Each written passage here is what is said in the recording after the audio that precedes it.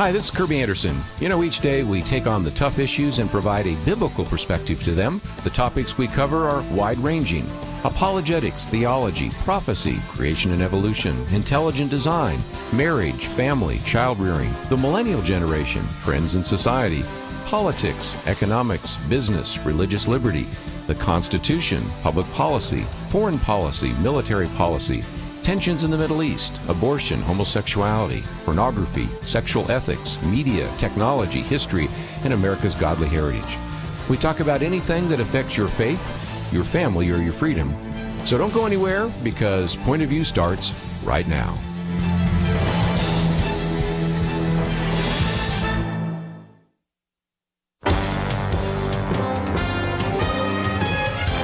Across America, live. This is Point of View.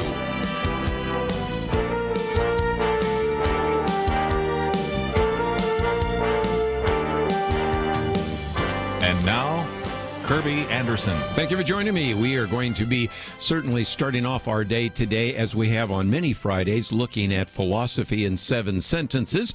But this is part of our weekend edition. In about a half an hour, we're going to have Dr. Merrill Matthews and Penna Dexter will be in studio. We'll be looking probably first a little bit at some of the things happening at the local level.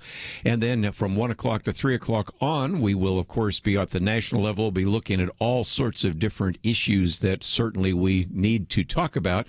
It's been a busy week, and we will certainly spend some time talking about this, but we have, over these last few weeks, spent some Fridays really taking some time to learn a little bit about philosophy, because that is so significant. We've talked about Protagoras, Socrates, and Aristotle. Today we get to Augustine. Matter of fact, the other day when we were educating ourselves about critical thinking, one of the individuals there commended us for having Aristotle as a topic, and then even commended us to come up with some other philosophers to talk about, which are not in this book, but maybe we'll get to those in the future. But Doug Groothuis, Dr. Doug Groothuis is with us, of course, a professor at Denver Seminary, an individual that graduated with both a bachelor's and PhD from University of Oregon, a master's degree in philosophy from the University of Wisconsin-Madison. Also an individual that has written so many books, going back decades ago, Unmasking the New Age, Confronting the New Age Jesus, and so many other issues that we've talked about with him, including a book that I certainly do commend to you that he is updating on Christian apologetics, a comprehensive case for Christian faith. But today we get to chapter 4 on Augustine. You have made us for yourself, and restless is our heart until it comes to rest in you. Doug Groothuis, always great to have you on the program. Thank you. Glad to be here again. You start off by talking about the difference between, say, Augustine, and you could talk about Immanuel Kant, who was an individual that didn't travel widely, never married, in some respects didn't see the need to actually write an autobiography. After all, it'd be kind of boring. I went for my daily walk at the usual time. And you contrast that with Augustine because, in some respects, his confessions and his testimony is the issue, and it is in some respects a little different than some of the other philosophers, because we talk about what it was like before he was a Christian, what actually happened as his conversion, and then what happened afterwards. So in some respects, his autobiography is actually core to understanding who he is, isn't it? Well, I think it is, more so than many other philosophers. Certainly, one's experience and your story affects your philosophy. But Augustine was an adult convert, and he worked his way through several philosophies before he converted. And as a Christian thinker, he went back and addressed those issues. And he did so in this very personal way, a book called The Confessions. And this is a genre that's very different than what we are used to, because we're used to autobiographies or memoirs. But the Confessions are confessions to God. The whole book is addressed to God. So it's a prayer that we are overhearing, in a sense. And since he was a very thoughtful man, a philosopher and theologian, he addresses matters such as sin and redemption and the heart's desire for God. That's the sentence that I jam on there, that our hearts are restless until they rest in God. And that was his own experience. What I think is kind of interesting is you point out that in some respects he was irrepressibly studious and philosophical, and studying some of those philosophies, one of which we'll talk about Manichaeism in just a minute. But you actually go on to say that in Socrates' words, he still had the unexamined life. In other words, he was looking at those philosophies, but he really wasn't evaluating his own life, especially in light of what later he talks about in terms of his sin and his conversion, was he? Well, he wasn't able to really match up his inner life with his philosophies, because Manichaeanism was a philosophy that matter is evil and spirit is good. It's a classic dualism. And he was a very bodily man. He was intellectual, very studious. He taught rhetoric, but he was a sensual man, and he engaged in sensual pleasures sexually and so on. So that didn't match up. And eventually he reached the point where he realized that he was a sinner before God. That is, the problem wasn't his body. The problem was the fact that he was corrupted by sin, and he had to take that very seriously before God. He had a very compelling conversion. It didn't happen out of nowhere. He had seen some of the problems with the philosophies he was interested in. There's a man named Ambrose of Milan who was preaching and very much an apologist, and he criticized Manichaeanism, commended Christianity. And so Augustine was in this place where he started to see that Christianity was true. He needed to repent of his sin and come to Christ, but he still wanted to hold on to the flesh. In fact, he has a famous prayer that says, Lord, give me, my paraphrase, Lord, give me self-control, but not yet. Right. And again, a lot of that is in your section here on Augustine and sin, that it involves and corrupts the whole person. It's not just incidental, that it's sin is in the sight of a holy God, and he understood what that meant, because a lot of times conversion has to understand, we need to understand, first of all, who we are, and second of all, who God is. And if we get one of those wrong, then conversion sometimes does not take place, or a false conversion might take place. And then third, the essence of sinful behavior was idolatry. So he had to come to almost, in a sense, the depths. Some people have said you have to be lost before you're saved, and there's a sense in which when you read Confessions and the things that Augustine says, these are maybe words for us in the 21st century where we say, well, I'm not as bad as the guy next door here, so I think God grades on the curve, so everything's fine, right? Right. I think he's very helpful in that respect, because Augustine was relentlessly honest with himself before God, and he gave himself no leeway. And there's a very famous passage in the Confessions where Augustine remembers when he is a young man and he and some friends stole some pears. Mm-hmm. I was going to get to that, yes. Yeah. And I love to teach this in a secular setting, because people say, who cares? He was a kid. He stole some pears. He just did it for kicks.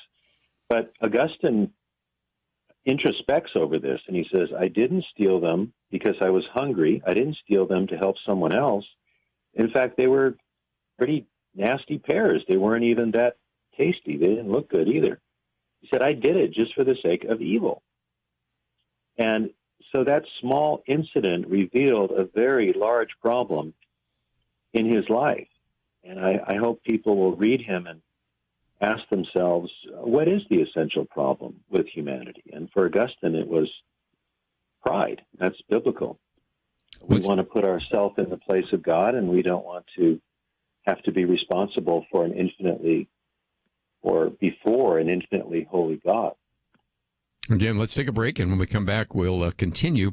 You have that whole section there where, again, he says, I pilfered something which I'd already had in sufficient measure and of much better quality. I mean, after all, it was the hogs that might be wanting to eat it, not me, but he did it just as an illustration of sin, and probably one of the more famous passages in which he talks about that. But we have much more to cover with Augustine in the Philosophy in 7 Sentences, and we will do that right after this.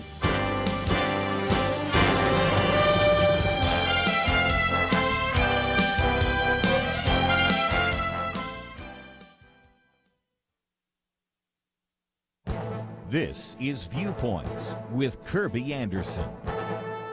What is the American creed? That is a question David Glertner asks in his book, America Light. He has been on my radio program to talk about his book and his op-ed that appeared in the Wall Street Journal. He is a fascinating individual. He received 2 degrees in classical Hebrew literature, but then became a professor of computer science at Yale University. Some have called him a rock star in the world of computing. You might remember that he was one of the people who was critically injured when he opened a mail bomb sent by the Unabomber. He believes that we need to return to the principles that made this country great.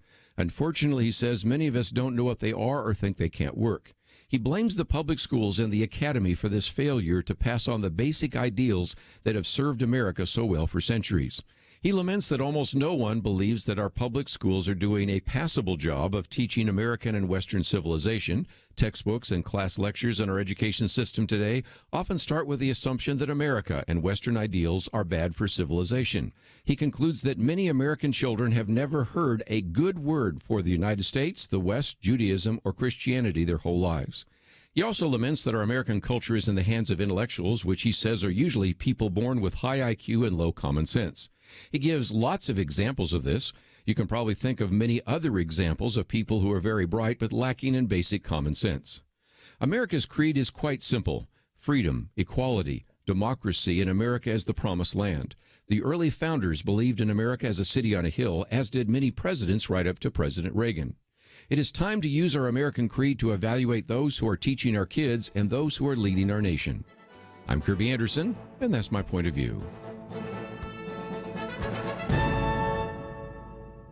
Go deeper on topics like you hear on Viewpoints by visiting pointofview.net. Pointofview.net.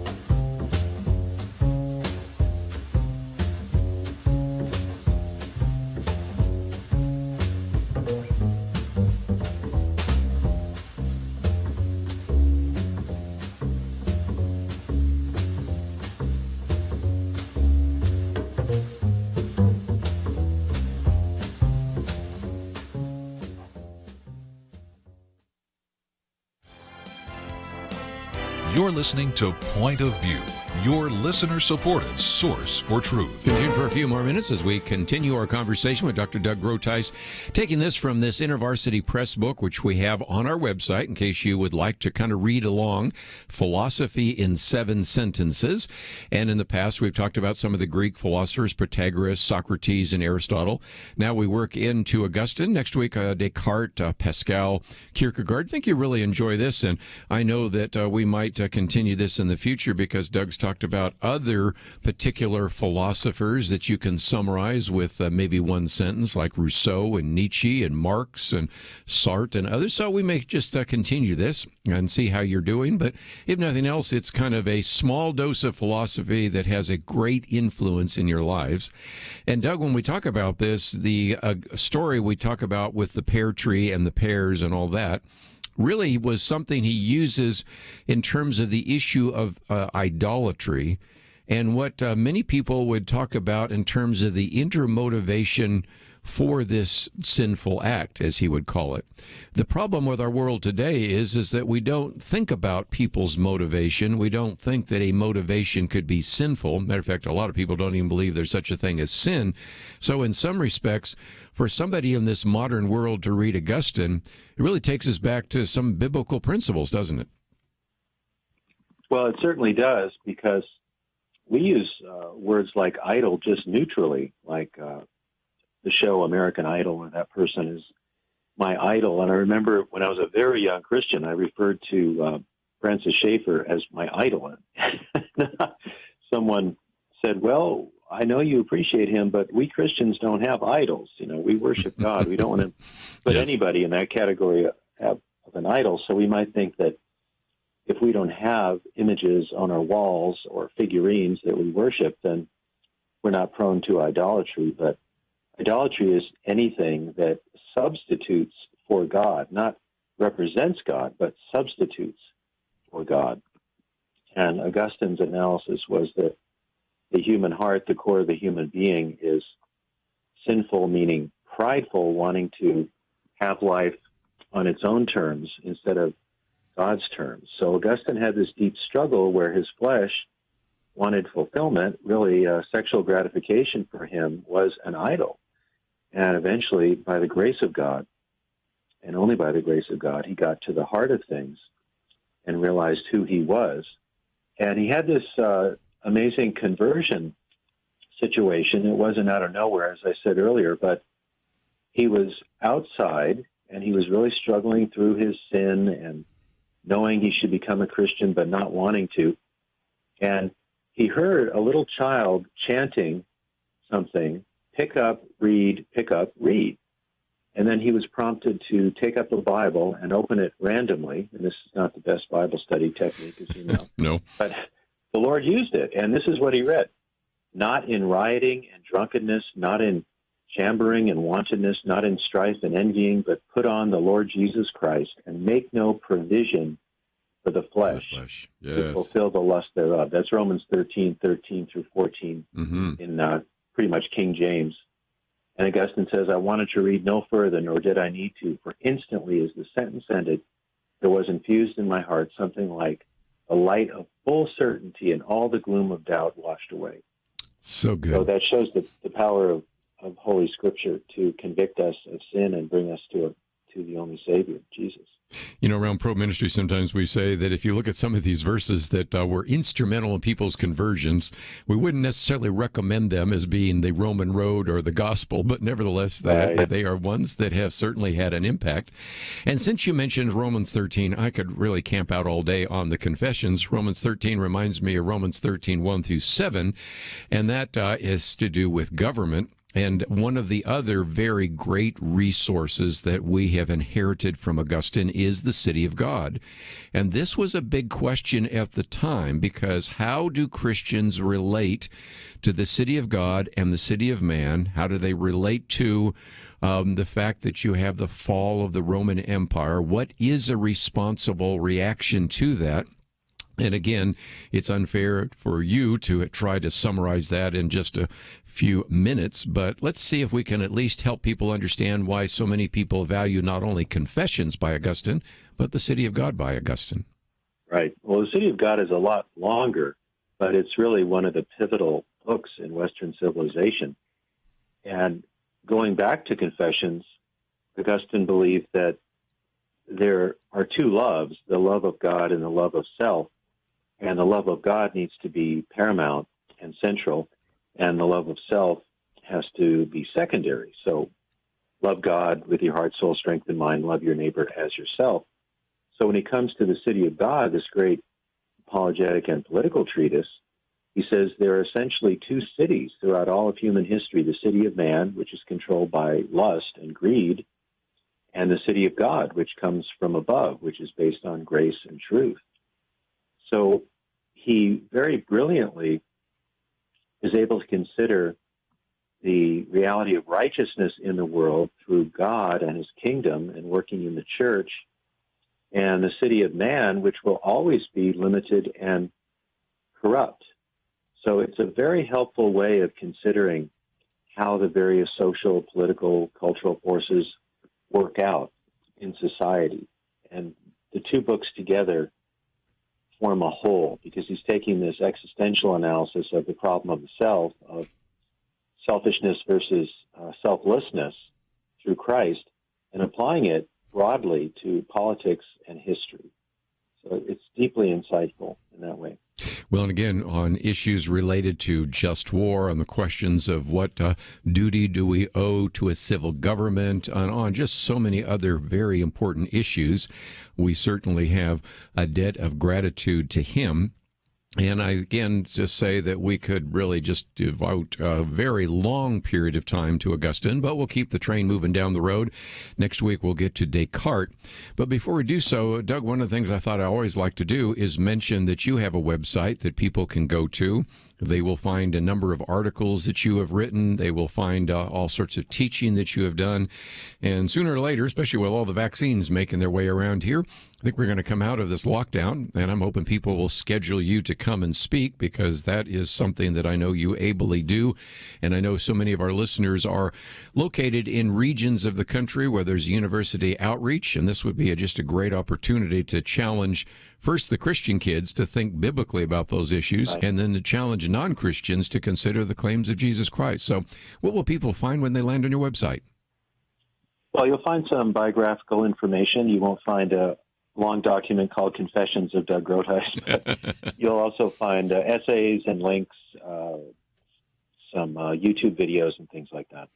So again, just some great resources. And again, I'm looking forward to the new and revised Christian Apologetics, a comprehensive case for Christian faith, because I've been following you on Facebook and finding out how you've added to or modified or definitely related to some of those chapters. So that really is kind of the opus that I'm looking forward to when it is published. And we look forward to having you on for an extended period of time so we can work our way through this issue of apologetics. So as always, thank you for joining us today here on Point of View. Okay, well, you're welcome. Thank you for having me. We will take a break, but just before we do so, let me just mention that we do have information about this. It is called Philosophy in 7 Sentences. Book came out a while ago, so the good news is that you can get it for very little, and I know that sometimes we like to read some easily read books, and Doug has done a good job of taking these 7 individuals and then using a sentence to describe them. And so I really appreciate that. Augustine, of course, you have made us for yourself, and my heart is restless till it finds its rest in you, although he has a different variation of that. Of course, the idea of Socrates, of the unexamined life. Aristotle, all men by nature desire to know. Next week, we'll get into Descartes. I think, therefore I am, and what that might mean. In Pascal, the heart has its reasons of which reason knows nothing. And Kierkegaard, the greatest hazard of all, losing oneself, can occur very quietly in the world as if there was nothing at all. So it's just a fascinating book, and we just thought that each week we'll just give you a very short philosophy course, and you have lots of people that you run into who one way or another have actually accepted parts of some of these philosophical ideas.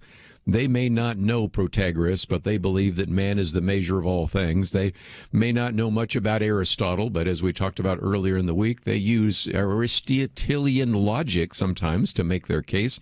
And so we wanted to give you some of the background story for that as well. Let's take a break, though. We have a lot to cover. Dr. Merrill Matthews with us, Penna, Dexter. We will get into all sorts of issues today. We've learned a little bit more about President Joe Biden. Is he a moderate? Well, it doesn't turn out to be the case. Penna's written about this, and we've posted some articles about whether or not it's time to send the kids back to school. So let's send the kids back to school. Let's bring the troops home from Washington, D.C., and let's look at some of these voter proposals being put forward. All that coming up right after this.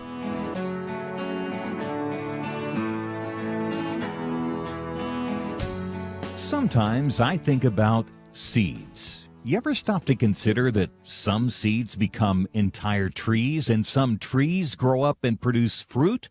Other seeds become flowers or vines that bring us vegetables or berries. And some trees don't have fruit, but they're just pretty, especially in some parts of the country when it comes to the fall colors. Yeah, sometimes my mind goes off like that. And I also think about such things when it comes to the seeds that so many have planted in the quest to impact our nation through Point of View Radio. You may think that your gift is a small thing, but like a seed, it can grow to have an impact beyond your imagination. If you want to see beauty again in America, consider planting a seed today and making a difference by joining the Point of View Truth Team. Get the details today, right now, by visiting pointofview.net/team or call us at 1-800-347-5151. Plant a seed for a great future. Cultivate truth. Pointofview.net/team. and 800-347-5151. Point of View will continue after this.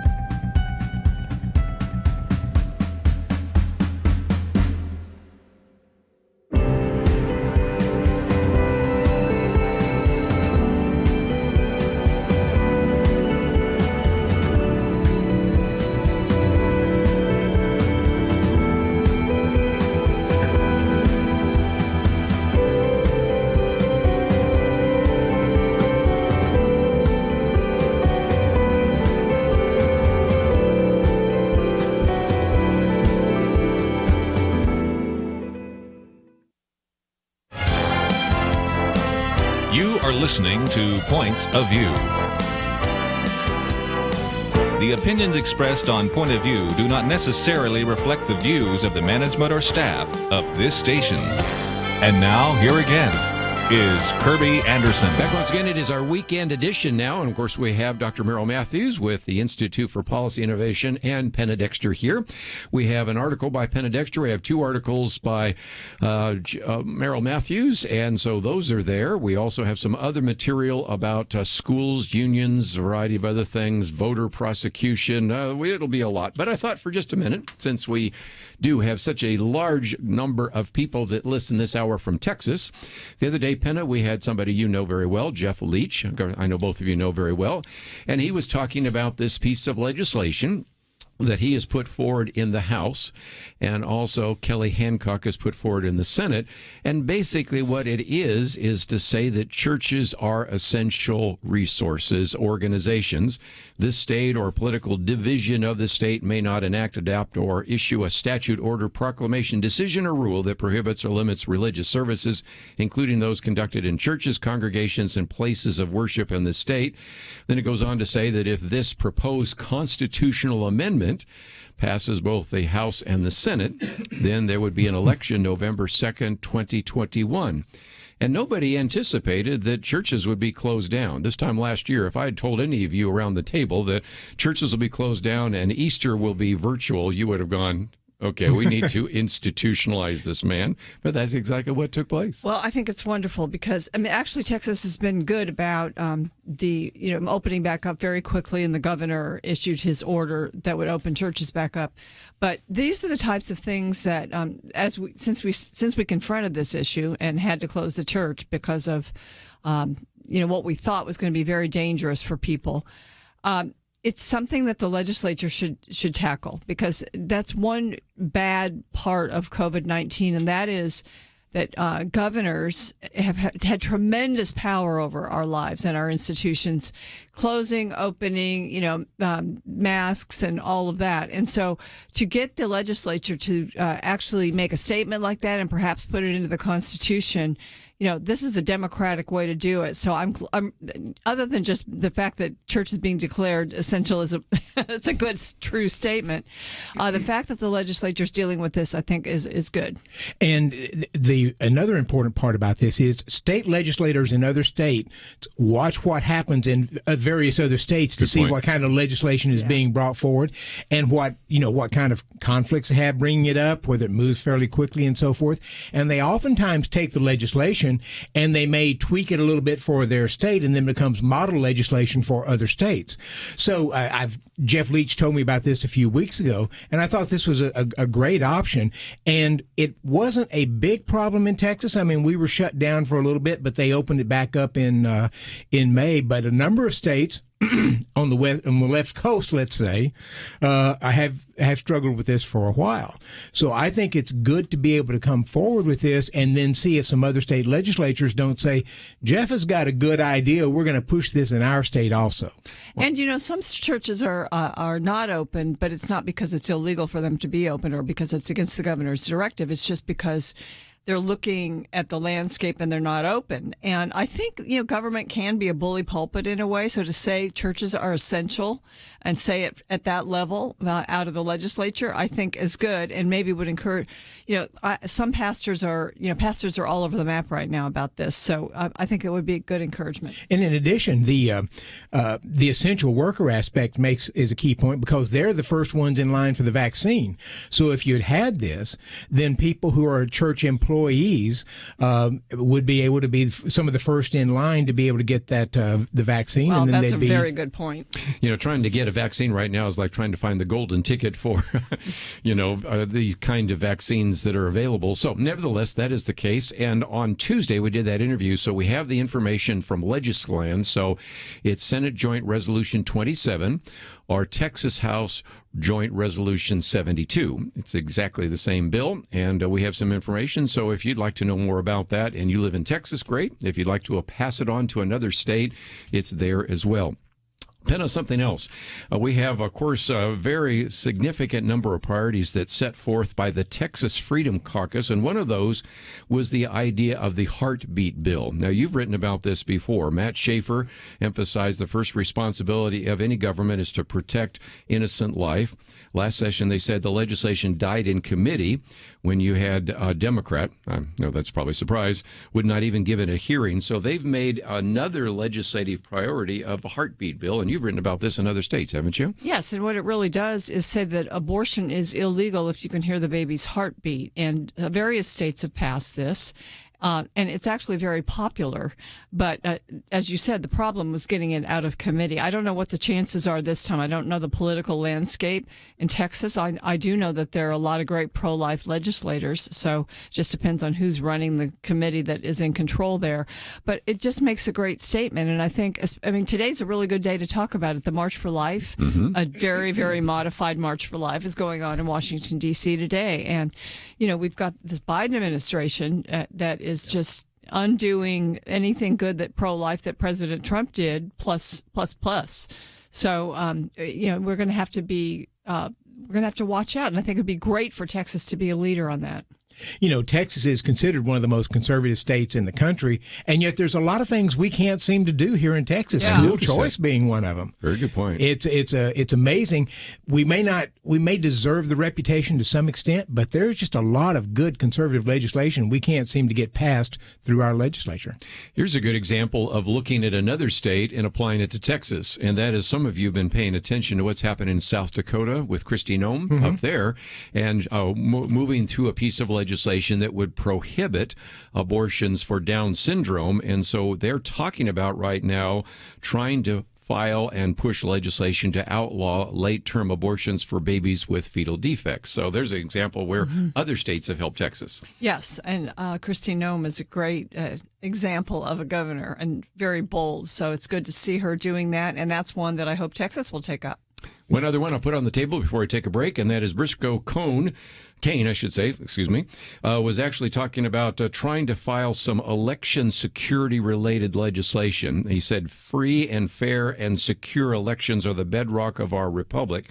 There's a good example, Penna, where we have to say we haven't seen a lot of voter fraud in Texas, and the two very prominent cases are being prosecuted right now by the Attorney General, but there's still more we can do, because it seems to me, if I remember right, didn't Harris County say, well, we'll just send out all sorts of ballots that were not part of the Constitution?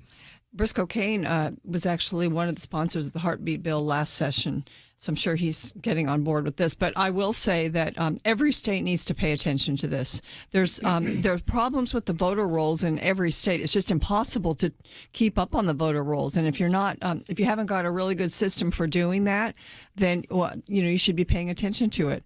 The mail issue is a big issue now, so it's not dead just because we think it didn't work.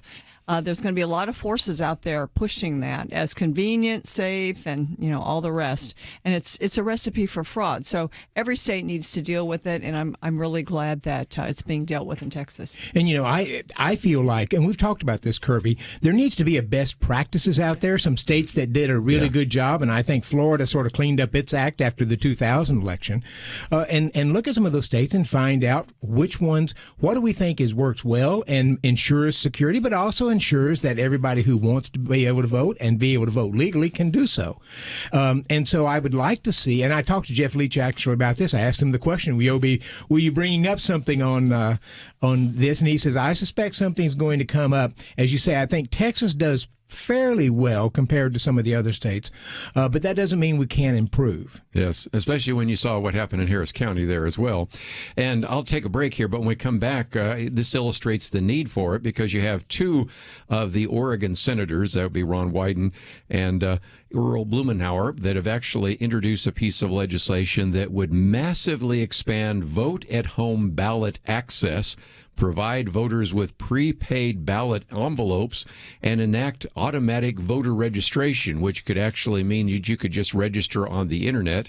Of course, if you looked at H.R. 1, we also would have to get rid of voter ID and a number of other issues. So those are starting to come down from the national level, and it seems to me that one of the best ways to challenge that is to have states that prohibit that, and thus bring us back to the Constitution. I know that's kind of a unusual idea, but if you use the Constitution, the states are responsible for the election. So I want to come back and maybe get into that in a little bit of detail. And also, while we're talking about Texas, we have to say there are two very important constitutionally mandated things which need to take place. One, passing a balanced budget. Number two, redistricting. And those are going to be some big issues as well. So we'll come back and talk about that briefly. And just as a program note, let me just mention at the top of the hour, We will be talking about Dr. Merrill Matthews' piece, Joe Biden, a moderate, ? Not so sure. And that is certainly one that was in the Hill. We'll be talking with Penna about the schools, the unions, and all sorts of other things. I think it is time to put the kids back in school. It's time to take the military and bring them back from Washington, D.C. But we'll talk about some of those issues right after these important messages.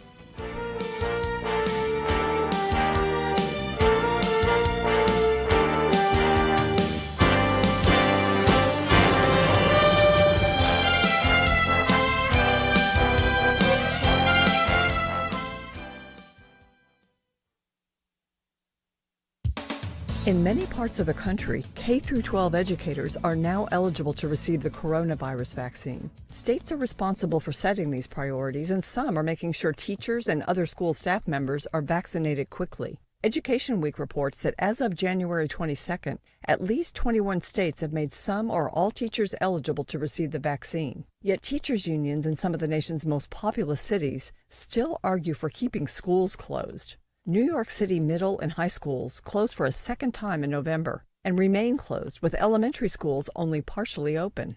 The United Federation of Teachers argues that the city must wait until we know whether vaccinated people can still spread the virus. A Washington Examiner editorial points out that Fairfax County, Virginia is dragging its feet, even though its vaccination process is in full swing, and even though students have had to put up with distance learning since the pandemic broke out in March of last year. The Examiner reports that failing rates have spiked across all grades. The position of Los Angeles County's largest teachers union is that in order to reopen schools, every teacher and every student must be vaccinated. Since no available vaccine has yet been approved for children under 16, LA schools will likely remain closed for the rest of the school year. Commentator John Stossel points out in the Daily Signal that almost all of California's government-run schools are closed. But there's a disconnect. Mr. Stossel says it's revealing that government-run schools fight to stay closed, while most businesses, private schools, restaurants, hair salons, gyms, etc., fight to be allowed to open.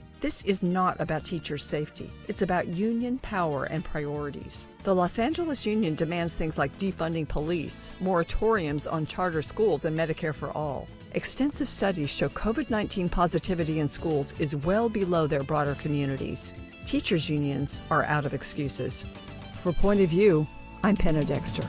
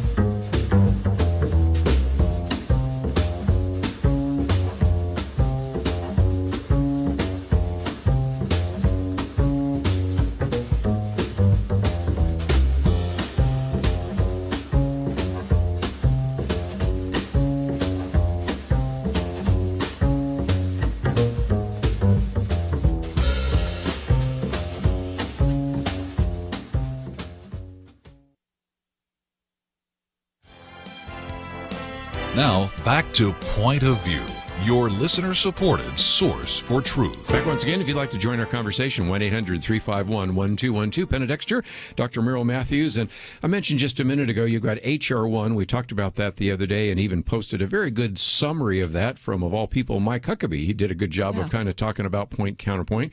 This particular piece here just talks about something that senators have come up with. There are actually 13 Democratic senators that have co-sponsored this with the 2 Democrats from Oregon. All those things that come out of Oregon, and it's called the Vote at Home Act. But Penna, this is a concern because if indeed we think that there were some voting irregularities last time, the way you calm people down is not to increase things that look more like voter irregularities, and that's seemingly like everybody is doubling down and saying, oh, sure, let's just massively expand vote-at-home ballot access. Let's not require any kind of voter ID. Let's give everybody a prepaid ballot envelope and have automatic voter registration on the internet. What could possibly go wrong? Well, I see multiple stops along the way where you could have the wrong person voting. That's right. And, I just have to go back to my experience in calling for votes in Georgia in the runoff. And I was calling the list coming from the RNC, and I would say fully a third of the people I called hadn't lived in Georgia for years. And yet they're on the voter roll. They're on the roll to be calling as a likely voter for, two candidates. And I'm thinking, this is a massive project. And yes, it probably takes a lot of volunteers to help clean up voter rolls and get it fixed. But if every state would take this on, you could make voting much more secure. You could give people confidence, because when I called, Georgians would say, well, we don't have any confidence that my vote's really going to count anyway. They would say things like that. Not a lot of them, but a few of them said that. So, and there's just so much more, because now we know with HR 1, we know there's a they mean to do us wrong. They mean to make this easy to commit fraud. And so states need to be really the backstop against that. The challenge we have is that anytime Republicans talk about cleaning up the voter rolls and so forth, they get hit by the Democrats and their echo chamber in the media as being voter purges. Right. And there needs to be a marketing campaign that puts this in the right frame, that sort of does it correctly, because when you talk about voter purge, that sounds bad. And that is typically the liberals, Democrats, and even the media echo it, that notion. And so you need something. And I don't know, back when we were talking about the estate tax years and years ago, and Grover Norquist came up with the term death tax. And he told me one time, he said, once we called it the death tax, it was over. I mean, nobody's for a death tax, just by the way it sounds. And of course, they actually did eliminate it for a while until Barack Obama came back in. They got it back. Yeah. But this needs to be done intelligently in a good marketing way. And I got to tell you, conservatives and Republicans are the worst marketers in the world. I know. They are absolutely terrible on this. And so they need to give some thought to how you do it, because it's going to be they'll be hit hard if they're just trying to do this. And the strange thing is, Democrats and Republicans both have an interest in making sure the rolls are fair and that every legal vote, everybody who's allowed to vote and so forth, is able to do so. So there ought to be room for compromise, but so far there really hasn't been. The word voter fraud is not a good marketing term. And that's really the word that's been going, because a lot of times this isn't done really intentionally. Right. But sometimes it is. Sometimes people just take advantage of a situation where there's a ballot there. I might as well just vote. Yeah. Arrived in the mailbox. But I agree. I think there needs to be, perhaps, my vote is actually loses its power because somebody else voted that, for someone that was dead. I've actually lost my right to vote because of that. Somehow that needs to be communicated in a concise way. One of the things I loved was when I suggested, as one member of Congress did, that you would actually check the voter rolls to the Social Security rolls. And of course, immediately Dr. Merle Matthews goes, yeah, well, that's not very accurate as well. You've written a whole chapter in a book about that. But that was an attempt to try to find something that would be a little more objective rather than looking at voter suppression, right? And Illinois several years ago brought in an outside firm from Virginia to look through its Medicaid rolls and found out, I can't remember, it was like 150,000 people on the Medicaid rolls in Illinois were either had moved out of state, no longer on Medicaid, some had died, other various things. And so they wanted to purge it. As it turns out, then the Democratic dominated legislature in Illinois started pushing back from this, as well as state employees who said, you shouldn't be letting an outside firm do this. That's what we're supposed to do. They were doing a terrible job of it, or they weren't doing it at all. But there will be a lot of pushback if you try to do this, even if it's above board, fair, and you can't really disagree with the outcome of it. It's just amazing. One other one I thought I'd put on the table here is redistricting is taking place, not just in the state of Texas, but everywhere. And Penna, that's going to be very different, because in Texas, of course, 3 more members of Congress from Texas Congress. And if you look at the disproportionate number of legislatures in the country that are run by Republicans, there are a lot of people saying it's virtually almost certain that Republicans will control the Congress in 2 years from now. It's so close now. Yes. And so that's going to be an issue as well, don't you think? It'll be a huge issue. It's one of the important issues, I think, at the top of the agenda for most of the legislatures that are meeting across the country. And once again, you can't propose a redistricting thing without the other party challenging it. Yeah. And that's true where Democrats control the thing. Because for several reasons. One, the Supreme Court has said you've got to make sure that there are certain districts that have a good chance of electing a minority, because minorities tend, at least in the past, to vote in lower percentages than whites. That means you have to draw the district to sort of pack the district with minorities, which, because they're minorities, that means it's a strange shaped district, and it means it's got to, you do that, but then you leave a lot of other districts that are much whiter, and that tends to be Republican, and the Supreme Court has a role in this. I understand what they were trying to do, but it's not just drawing it. It's you've got to go by a number of things, including Supreme Court precedents, to try to draw these things. Yeah, 1965 Voter Rights Act and all of that. And again, those strange districts, well, they look sometimes like a salamander, which is where the word gerrymander came from, right? All over the place. Yes. They absolutely do. And some of that, I don't want to take any... They draw these to benefit themselves in the legislatures. That's very clear. They do that. But at the same time, they have certain rules they have to try to go by, and they're trying to balance all of those, plus benefit themselves some. Plus pass court muster. Yes, so just a lot of issues on the table that we will probably talk about again.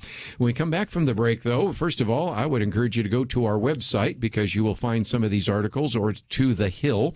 I was hearing from you, Dr. Matthews, a couple days ago that this was coming out. So we've posted the first point. So much for Joe Biden as a moderate, and you take on the issue of minimum wage, Keystone XL pipeline, and men and women's sports. And I want to hear both of you talk about that.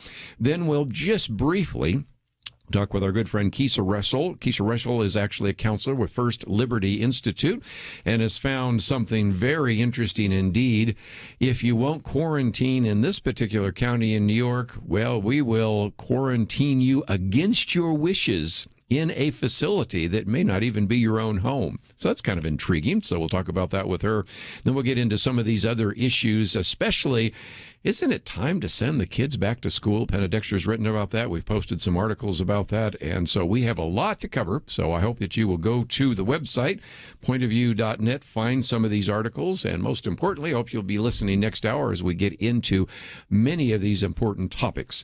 As we go there, of course, Penna Dexter's commentary today is about teachers' unions exposed. And so you can find that there. You can find many of the articles, and all of it is available at our website, pointofview.net. We'll be back right after this.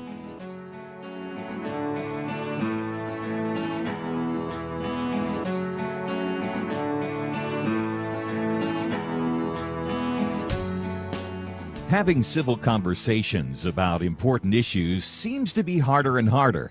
Various media outlets tell people what they should believe, why they should be outraged, and getting people to actually think, well, it can be difficult.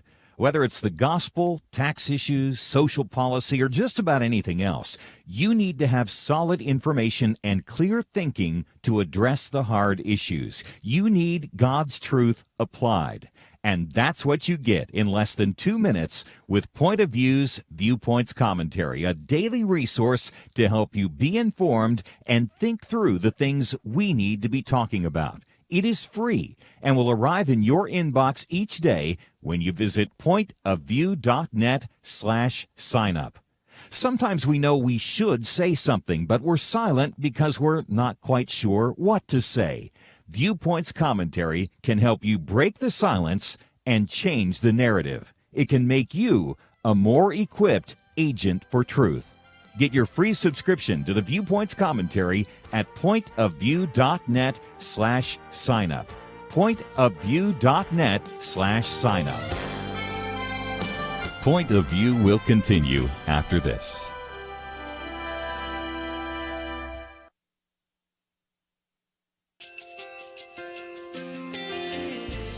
I just want to thank you so much for all the wonderful programming you have. You're just absolutely fantastic. I recently started listening to Point of View, and I really found it interesting because of the different subjects you cover. Thank you for that.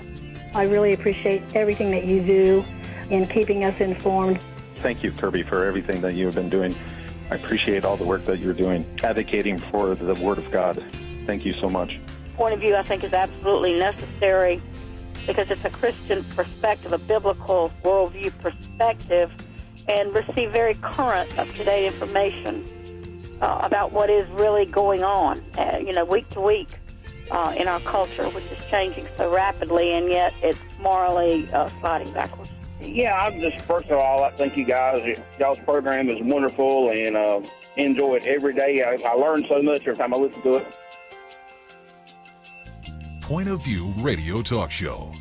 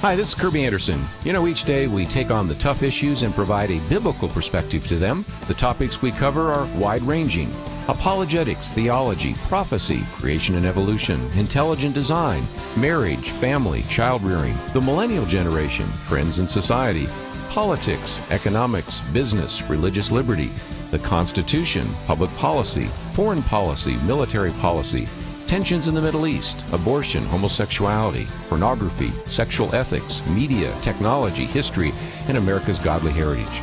We talk about anything that affects your faith, your family, or your freedom. So don't go anywhere, because Point of View starts right now.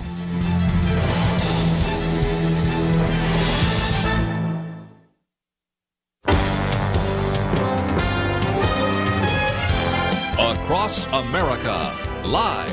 This is Point of View.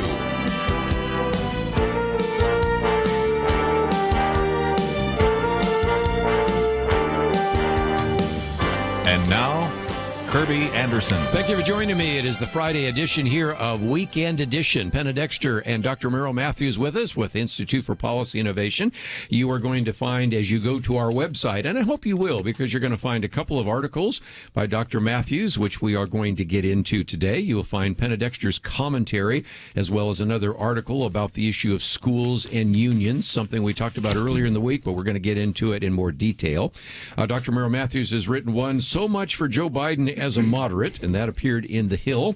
We also have one on the trade deficit we'll get to a little bit later, a two-track jobs recovery.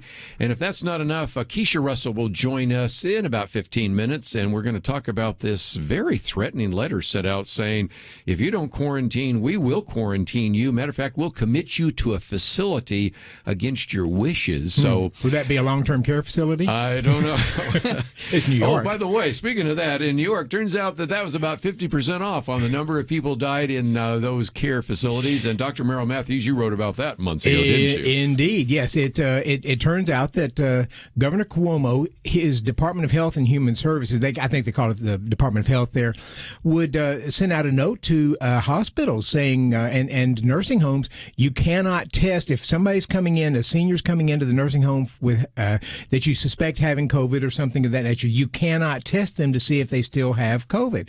You can't do that, and you can't deny them access to the nursing home. And we had a huge outbreak of COVID-19 cases in nursing homes in New York, killing thousands and thousands of them. And there was an official figure, and some of us talked about it a little bit, thinking, I wonder if that's just underplayed a little bit. I mean, this is Governor Cuomo, and it turns out that the Attorney General, I think it is, of the state, Attorney General said, "Oh no, you undercounted. You by undercounted by maybe 50%. Yes, and that's from a friend, so it might be undercounting by 100%. This is so sad. And then for the governor then to write a book basically and say, "Oh, we did so well," and all the rest. But we will get to that, but in short order. But Penna, Dexter, if nothing else, we had a flurry of executive orders, and this piece by Dr. Merrill Matthews just reminds us that even though Joe Biden campaigned as a moderate, I think the harsh reality is we're starting to understand exactly where this administration's moving, aren't we? Somebody said that he is at risk of getting carpal tunnel syndrome for all the executive orders that he signed in the first few days of his presidency. I mean, there was one time when he was caught saying, well, I don't know what I'm signing, because they were ready. Everything that President Trump did. That may not have been because there was too many of them. That may be that may have been another issue.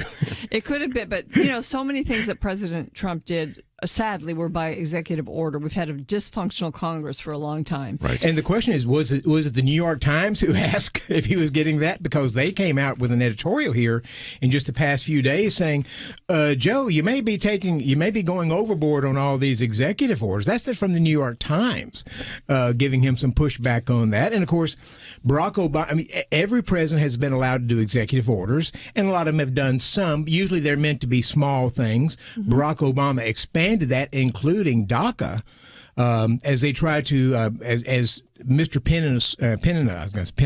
in the phone decided he was going to try to start just pushing executive orders to make things happen. And we said at the time, Be careful, Democrats, because the time's going to come when there's going to be a Republican in the White House, and the Republican will feel justified in doing that as well. That's exactly what happened with Donald Trump. He did a number of them, and now Joe Biden has taken that lead and said, we're going to go even further with executive orders. Congress, who needs them when we can do executive orders? Well, let me pick out just a couple here. One of those is the issue of minimum wage. Right. Now, in Congress, they want to eventually increase the minimum wage, but that won't reach that $15 an hour, I think, until 2025, if I've read the bill correctly. But with a stroke of the pen, this is a federal minimum wage for those people that actually interact with the federal government. Is that true? Yeah, well, the executive order was for people who interact with the federal government. And then, of course, the stimulus bill that Biden and Democrats are moving, the $1.9 trillion.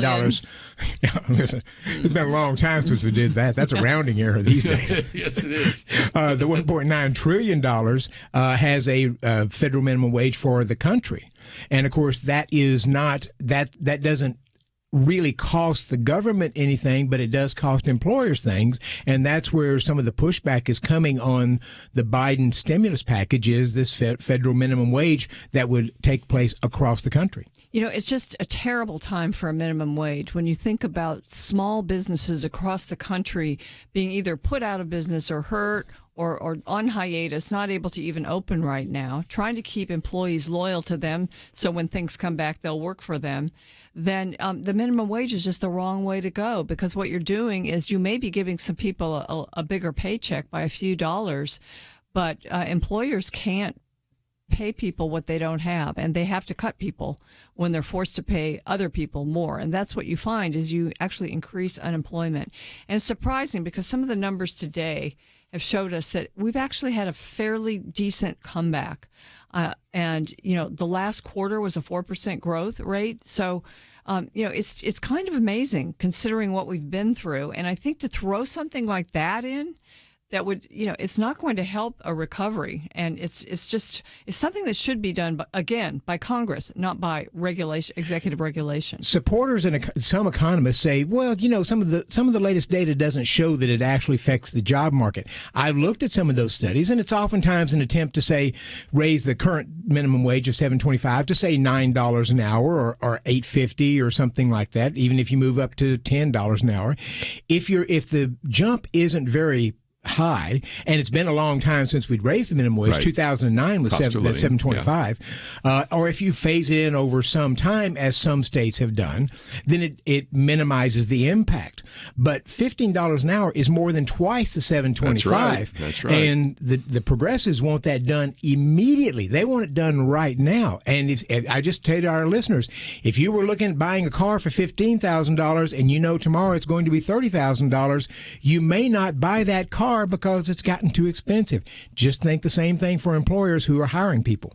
Well, you think of like restaurant owners, they have the option of using virtual kinds of ordering. They don't have to have all those people, but the people are nice because they are a friendly face. So they're going to have that if they can afford it.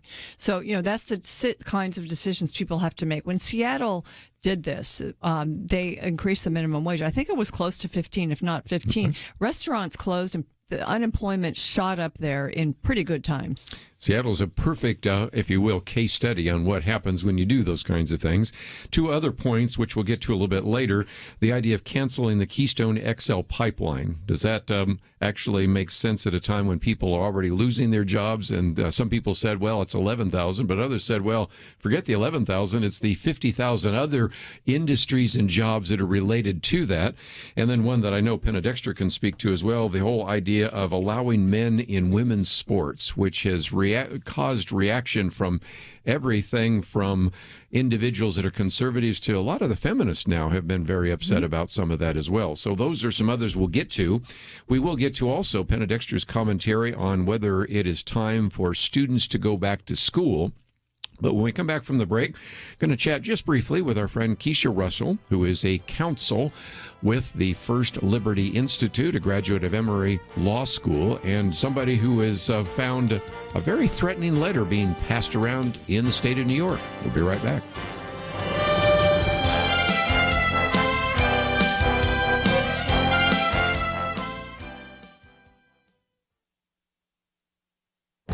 This is Viewpoints with Kerby Anderson. What is the American creed? That is a question David Glertner asks in his book, America Light. He has been on my radio program to talk about his book and his op-ed that appeared in the Wall Street Journal. He is a fascinating individual. He received 2 degrees in classical Hebrew literature, but then became a professor of computer science at Yale University. Some have called him a rock star in the world of computing. You might remember that he was one of the people who was critically injured when he opened a mail bomb sent by the Unabomber. He believes that we need to return to the principles that made this country great. Unfortunately, he says many of us don't know what they are or think they can't work. He blames the public schools and the academy for this failure to pass on the basic ideals that have served America so well for centuries. He laments that almost no one believes that our public schools are doing a passable job of teaching American and Western civilization. Textbooks and class lectures in our education system today often start with the assumption that America and Western ideals are bad for civilization. He concludes that many American children have never heard a good word for the United States, the West, Judaism, or Christianity their whole lives. He also laments that our American culture is in the hands of intellectuals, which he says are usually people born with high IQ and low common sense. He gives lots of examples of this. You can probably think of many other examples of people who are very bright but lacking in basic common sense. America's creed is quite simple: freedom, equality, democracy, and America as the promised land. The early founders believed in America as a city on a hill, as did many presidents right up to President Reagan. It is time to use our American creed to evaluate those who are teaching our kids and those who are leading our nation. I'm Kerby Anderson, and that's my point of view.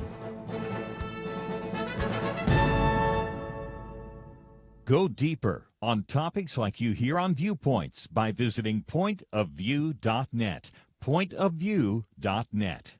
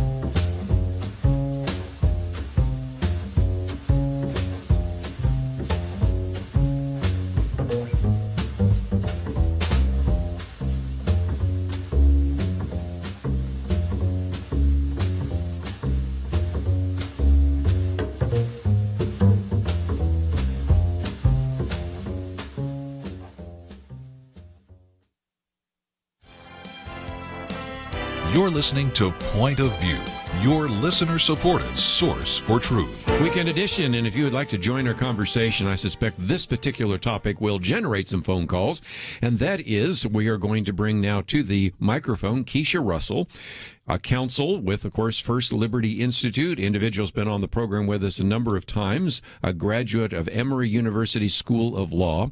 But Keisha, first of all, I've just mentioned that we have posted some information about this, but there is a county in New York that simply said that if you have been exposed to someone or you are concerned that you might have COVID-19, you are to quarantine. Okay, so far so good.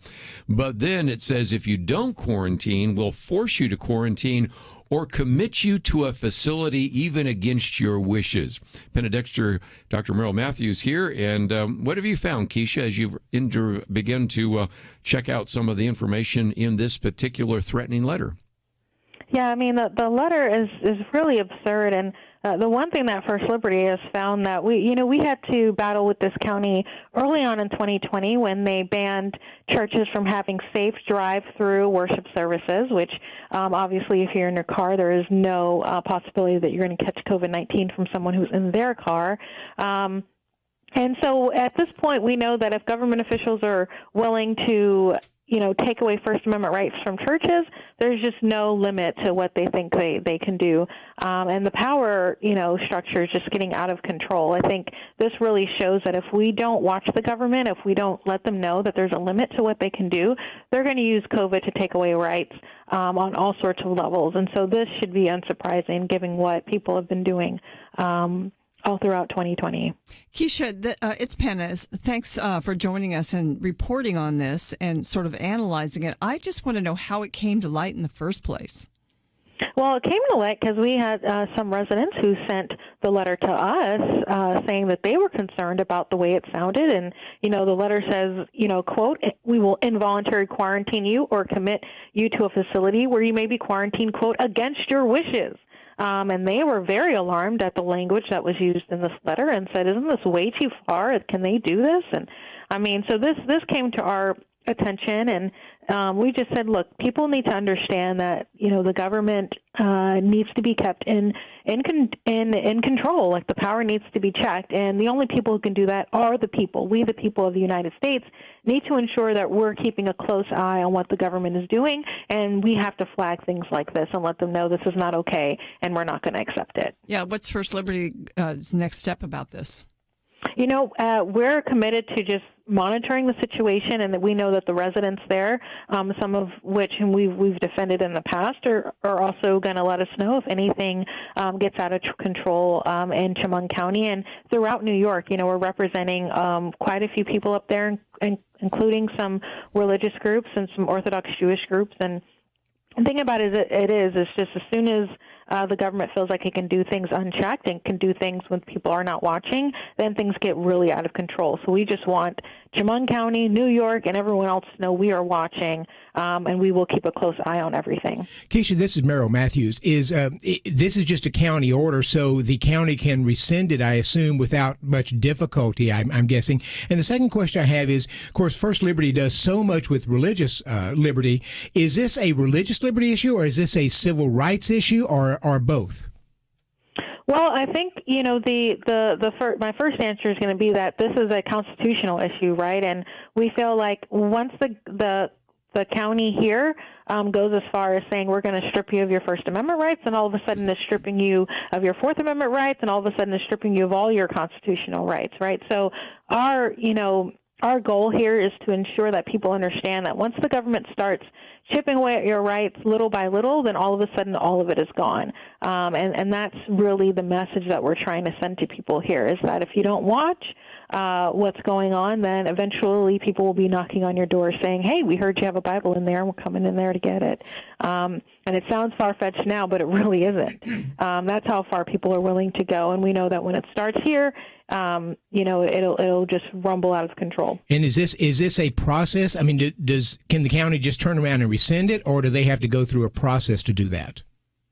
Well, they're citing a local health law for this particular order, and obviously the county would have to detain anyone, right, under habeas corpus and such. They would have to get due process, and they would have to be brought in front of a judge. One hopes that the county would, of course, fully comport with all of those laws. And of course, if they didn't, I'm sure that law firms like myself and others would be breathing down their neck. But they could, in fact, rescind it. We're not sure if they will. We certainly would hope that they would not go as far as trying to detain people who could possibly have been exposed to COVID. You have to wonder, are there really truly places where people would actually be hurted if they disobeyed these orders? This takes me back to the very beginning of COVID-19 when we were talking about quarantines and, self-quarantining and the length of time that you should and all of that. But we were extremely critical of what happened in China and the way they then handled the virus and how they basically locked people in their homes for quarantines. Mm-hmm. And, so we were saying, well, we're a free country. We may not be able to take care of it or stop the spread as quickly as they say they did in China, but we will never go there. But this sounds like that this county is going partway there. Well, at least threatening to, and saying that we are willing to do this if you don't do what we want. But that's just, the point, right? Like that, the government needs to remember that we are America, and we're not China. We're not any of these other countries that don't have a republic as we do. And, I feel like at this point, the government is willing to use any excuse. I mean, you've had government officials in New York calling out religious minorities by name and threatening the Jewish community and saying we're going to do this and that if you don't comply with our executive orders, and just issuing these edicts from on high. And it's just, at this point, you just got to know that there's just no limit to what they're willing to do if they feel like their power will not be checked. Have there already been people who have been detained, or is this just a threat? No, we have not heard of that, and we would hope that if anyone was under this, that they would let a lawyer know or someone know immediately if the county or the state actually detain them. But just issuing a threat like this to the residents, I think, sparks a lot of fear and concern for people who are already, wrestling with, the virus. Let me just mention for our listeners that if you are aware of something like this that maybe has happened in your community, as Keisha pointed out just a minute ago, they found out about it because they've had a relationship with some of the churches and citizens in that particular county. And this may be going on elsewhere. And we've oftentimes said, Penna, that we have as many reporters as listeners to Point of View. So they might actually find some of those ideas. So, Keisha, first of all, I want to thank you for joining us. I know that you've gotten some publicity. Todd Starnes has had you on and a couple of others, but we wanted to give it some national exposure, and we appreciate you taking the time to explain what is taking place. And as you find out more, we'll get you back on so we can give everybody an update. So thank you for joining us today here on Point of View. Thank you so much, Kerby. And, of course, if anyone has any more question about it, they can always go to firstliberty.org. Okay. Let's take a break. In just a minute, Penna, you have another comment? Just real quick, Kelly is always saying that it's important to protect our religious liberty. In order to, it also serves to protect other liberties, other constitutional rights. And in this case, I think it is true, because it was their work on behalf of religious liberty that caused this to come to light. And so First Liberty to become aware of these other violations of people's rights. So I think, in a sense, that proves some of those words of Kelly's true. I would think so. We come back from the break. Let's see if we can look at some of the other questions that Dr. Merrill Matthews raised. One of those is the Keystone XL pipeline, which also gets us into the issue of climate change, because the arguments being made is, well, okay, we recognize we're going to lose all these very important union jobs, but there will be all sorts of ways in which climate change will actually create more jobs and more opportunities. Does the word Solyndra make any sense to you? And we'll get into some of that. Dr. Merrill Matthews, of course, an expert on this issue of energy policy. And then one other one, he mentioned the whole issue of transgenderism, allowing men in the women's sports. And then we'll get into Penna Dexter's pieces on the subject of schools and school children. But perhaps you have a comment about that. Pretty interesting. If you don't quarantine, we will quarantine you in, I guess it would be a detention camp or something like that, against your wishes.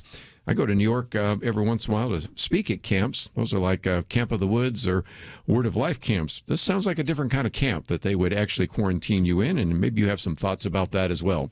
1-800-351-1212. We'll come back and continue our work through some of these issues, because there are so many topics to address. We'll do our best to try to get all of it in the 2 hours that we have with you today. And if you'd like to join us, 1-800-351-1212. Website pointofview.net. You can read ahead, and we'll come back with some of those points right after these important messages.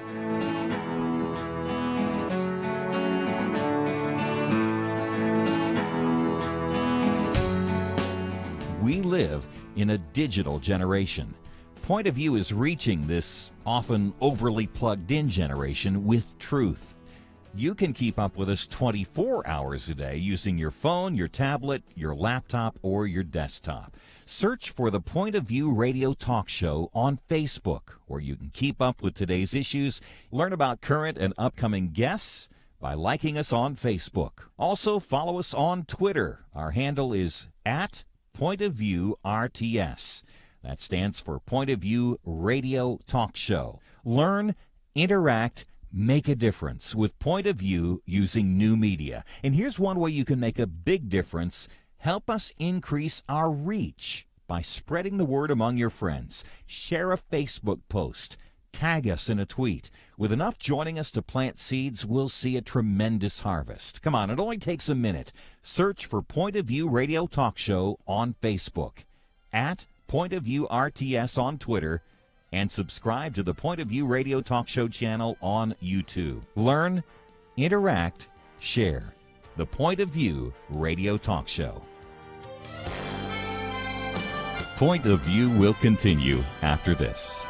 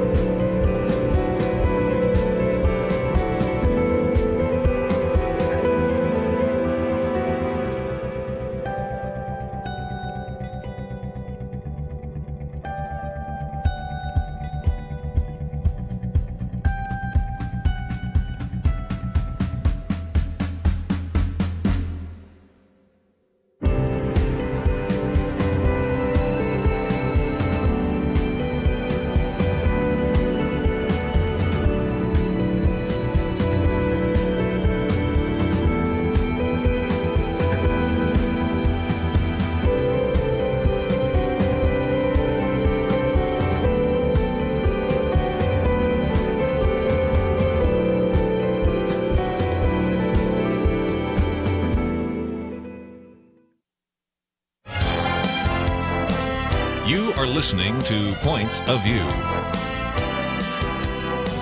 The opinions expressed on Point of View do not necessarily reflect the views of the management or staff of this station.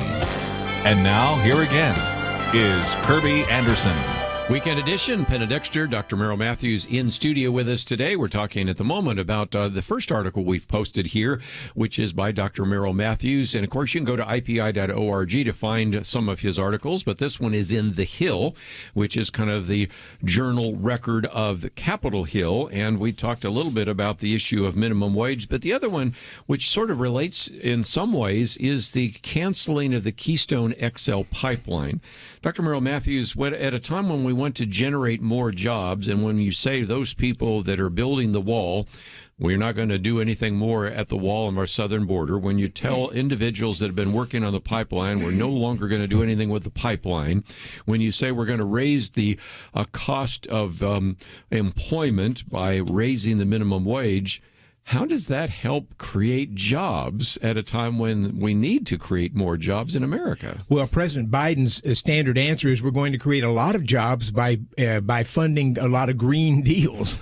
So we'll be funding a lot of windmills and solar panels. In fact, John Kerry came out this week and said, when asked about the people who would be losing their jobs because of the shutdown of the oil industry, he said, well, they can make solar panels. All of them. And this is every one of them. Here we're back to this notion of the elitist John Kerry, who flies around in a private jet and to lecture everybody else about we need to cut back on the use of energy. And this goes back to 1993. When Bill Clinton was in the White House and the Clinton health care plan was going along, and they were trying to move this through, and I remember at the time there was some health insurance agents who were in Congress, in the halls of Congress, going around talking to congressmen, and Hillary Clinton, First Lady, comes down with a little entourage, and a health insurance lady steps up and says, I just want you to know I work in health insurance industry, and what you're trying to do will kill my job, destroy my job. And Hillary Clinton responded, well, I'm sure somebody as obviously talented as you can find a good job in another industry.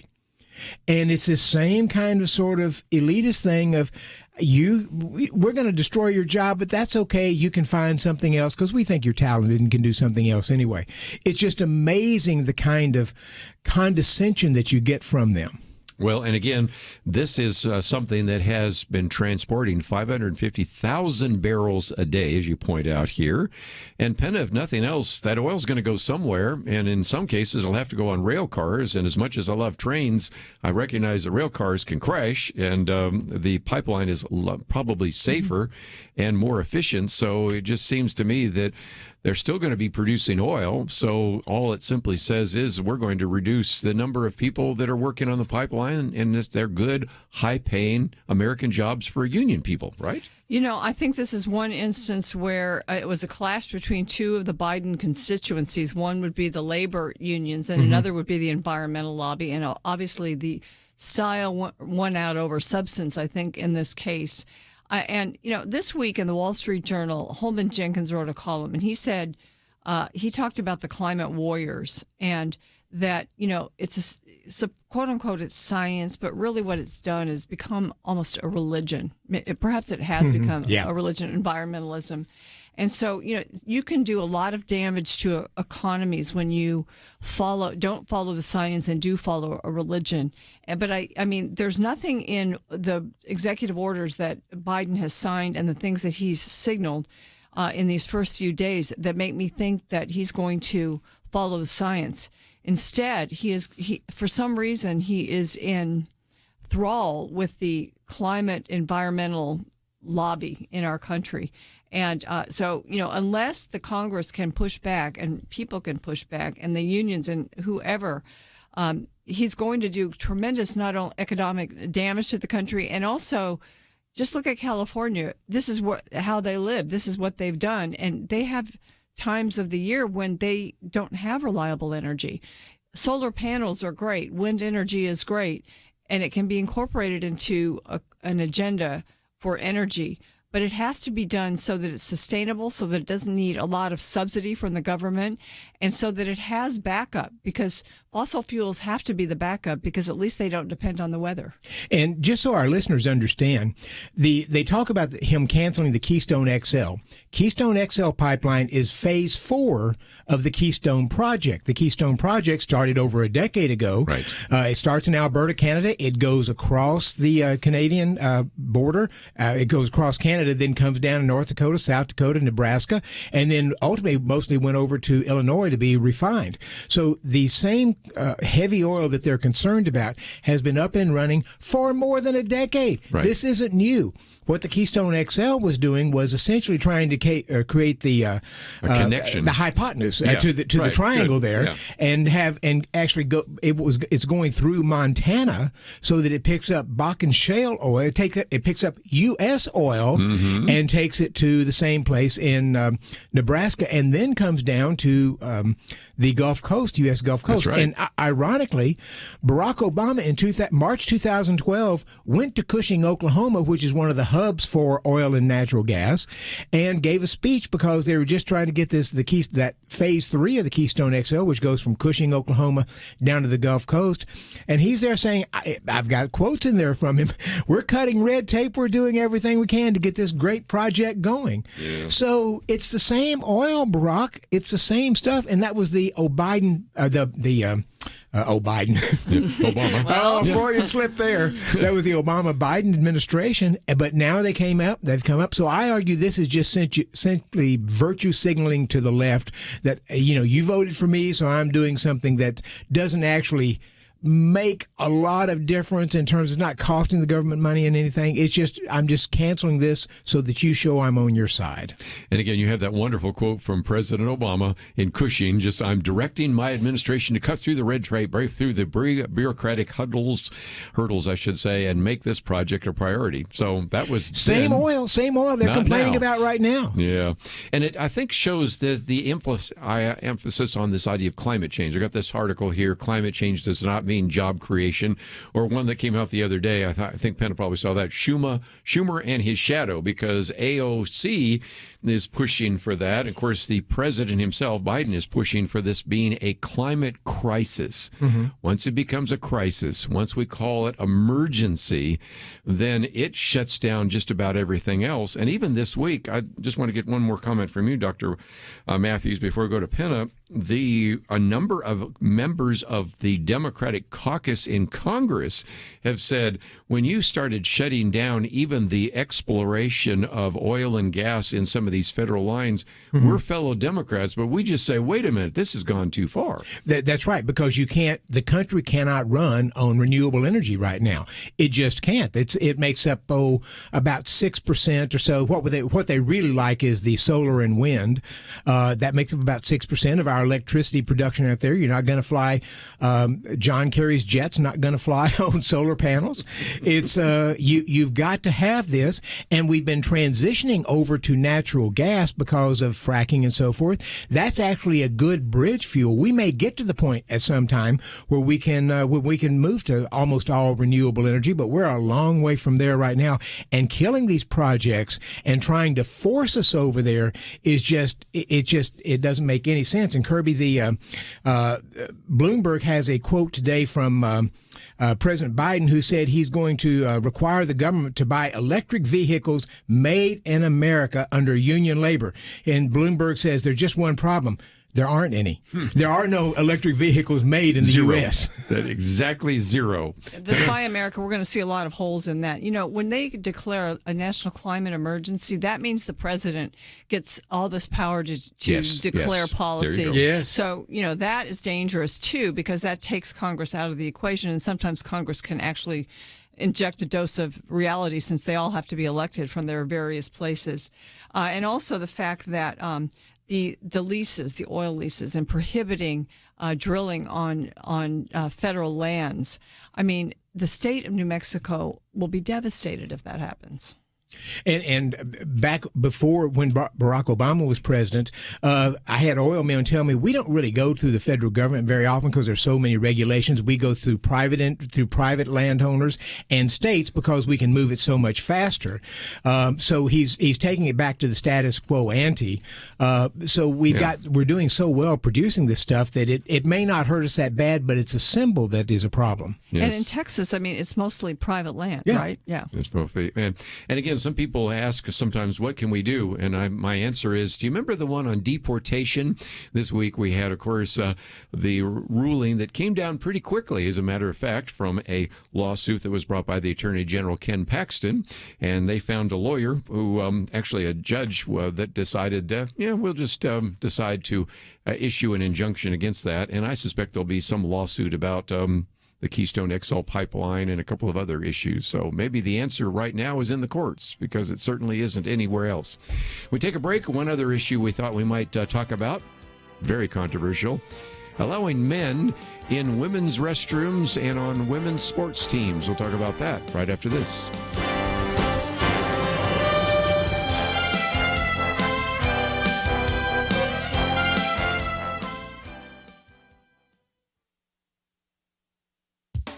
In many parts of the country, K-12 educators are now eligible to receive the coronavirus vaccine. States are responsible for setting these priorities, and some are making sure teachers and other school staff members are vaccinated quickly. Education Week reports that as of January 22nd, at least 21 states have made some or all teachers eligible to receive the vaccine. Yet teachers' unions in some of the nation's most populous cities still argue for keeping schools closed.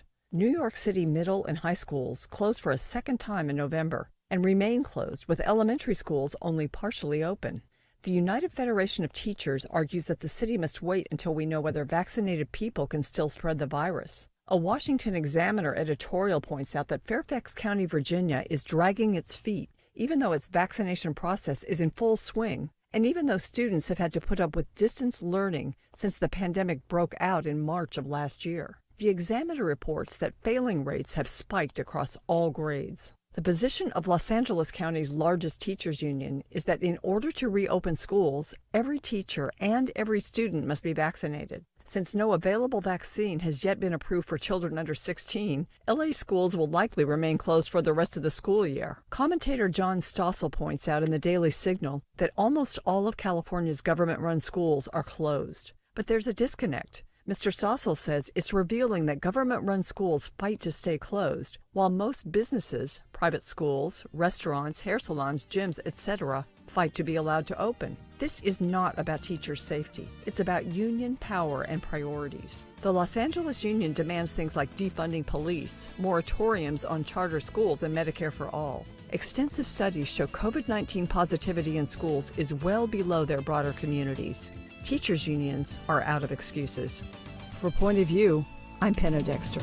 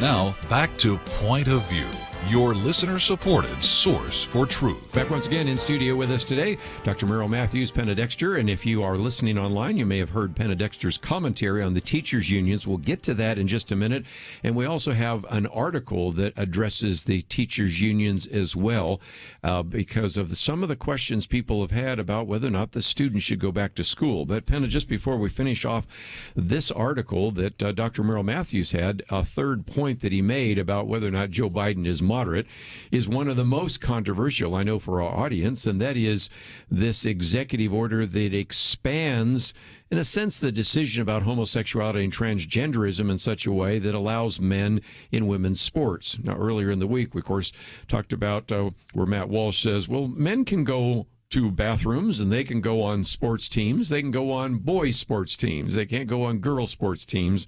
And I'm starting to see that not only are conservatives and people believing in traditional values upset about this, I'm noticing even a number of feminist groups are upset about this as well. What have you found? They are, and it's becoming like when you go to the feminist elite on the college campuses, and I forget, there's a term now for the feminists that still support keeping men's rooms, requiring that you be a biological girl to play on the girls' softball team, etc. Those women are now sometimes persecuted by the others who want to go on a full-on sort of intersectional homosexual transgender agenda. So there's a little bit of a battle there. But when you think about being a real true tried and true feminist who has spent decades, perhaps they're in the baby boomer age group, and they've spent all that time getting gains, getting sports teams ever established. I mean, when I was in high school, it was just beginning. They were beginning to have these teams. It was a new thing, a wonderful opportunity.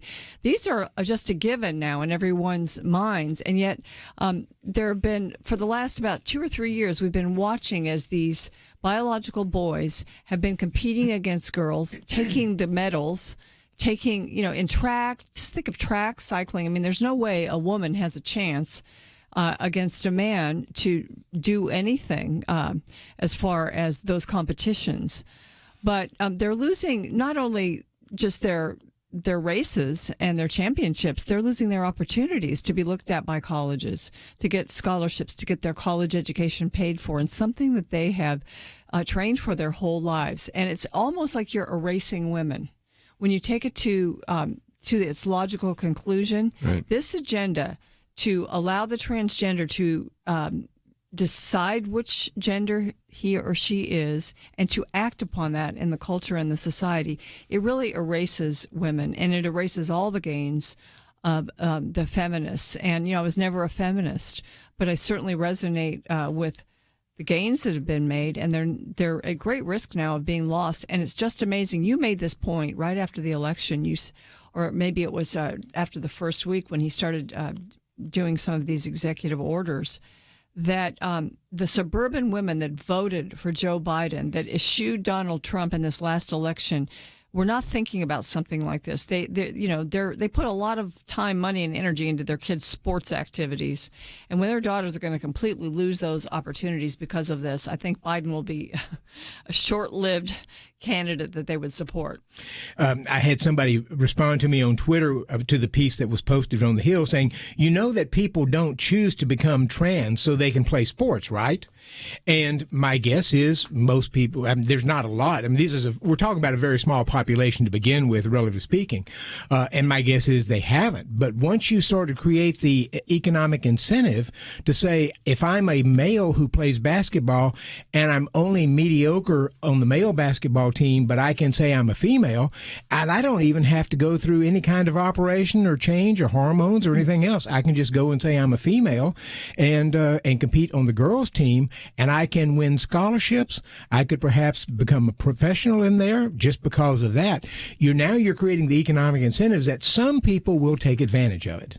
And again, I used to live in Connecticut when I went to school, and I know Penna has some relatives there as well, and I've been paying attention to how these two boys who are now identifying as girls have obliterated almost all of the female records in track in the state of Connecticut. And I think that's a preview of what can happen in other states if this continues on. Some sports, you might make the case, well, it's just too dangerous to put the biological girls and biological boys on the same team. So I think where you're seeing this is in things like cycling, things like track, things like powerlifting, where it's more of an individual sport. And you may be on a team, but you're performing individually. You're not in contact with other people, but you have to perform. And a lot has to do with strength. And even when some of the sex changes happen with hormones, first puberty blockers and then hormones, and maybe short of surgery, the effects of the testosterone on the body don't just immediately disappear. Right. And so the strength is still there. And that's been an argument. Well, he's taking hormones. Well, it's still whatever testosterone you've had in your body makes you stronger. And the muscle fibers are different. Everything is different. And it makes so much common sense that it just makes too much common sense. And we're not talking about being against male-female competition, because in a number of things, let's say just piano, males and females compete against each other, sure, and they do a great job. But there is some physical difference here which puts the majority of women at a disadvantage in some very strenuous contact or other types of sports. And so you just want to be, I think you just want to be careful with that. Yeah, it's dangerous. But again, like Penna said just a minute ago, there are a number of suburban women that maybe voted for Joe Biden, but they weren't having in the back of their mind that the first thing that's going to happen is an executive order saying there's really no difference between men and women. And if an individual who is biologically male thinks he's a female, can actually have access to bathrooms, restrooms, and even sports teams. And that's exactly what a lot of people are getting a little bit of kind of sticker shock all of a sudden. I think it was the state of Idaho that passed a law protecting the teams to be separate genders. And states need to, I think they need to be aware. This executive order by Biden, this action by Biden, should make the states across the country aware. And hopefully many of them or all of them will begin to take action and pass laws, because it's all they can do right now to protect their citizens. And there's a very good chance this will ultimately end up in the Supreme Court. I was about ready to say that. Yeah. Where we have by some counts, a 6-3 majority, by other counts, a 5-4 majority. But I'll be interested to see how the Supreme Court addresses this. So again, common sense may break out right there in the Supreme Court. What a concept. But we've already this week talked about one lawsuit that had to do with the issue of deportation. I think it also may affect some of the other topics we've addressed, and those are part of the article by Dr. Merrill Matthews. We will do our best in this next hour to cover a couple of other issues. First of all, we will be talking about schools that should reopen and allow students there, but the teachers' unions are a big issue, and so we've posted this article. I guess Mike Welch gets a lot of mention today, and of course Penna Dexter's Viewpoints commentary, which you can read right now, so we'll talk about that. We will get into a couple of the other issues that we've posted on the table there as well, and might even talk about Reddit and GameStop and all the things happening right now in this stock market. So we've got lots to cover, and if you find yourself wanting to join the conversation, that number is 1-800-351-1212. If you'd like to see some of the facts and figures that we are quoting from, go to the website, pointofview.net.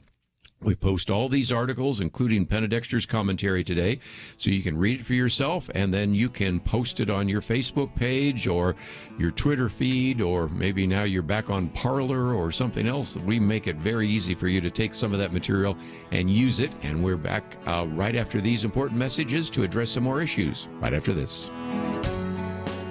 Having civil conversations about important issues seems to be harder and harder. Various media outlets tell people what they should believe, why they should be outraged, and getting people to actually think, well, it can be difficult. Whether it's the gospel, tax issues, social policy, or just about anything else, you need to have solid information and clear thinking to address the hard issues. You need God's truth applied.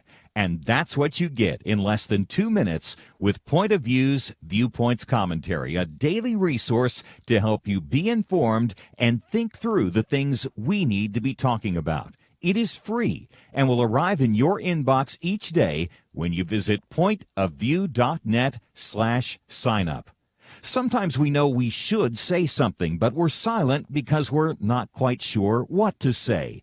Viewpoints Commentary can help you break the silence and change the narrative. It can make you a more equipped agent for truth. Get your free subscription to the Viewpoints commentary at pointofview.net/signup. Pointofview.net/signup. Point of View will continue after this.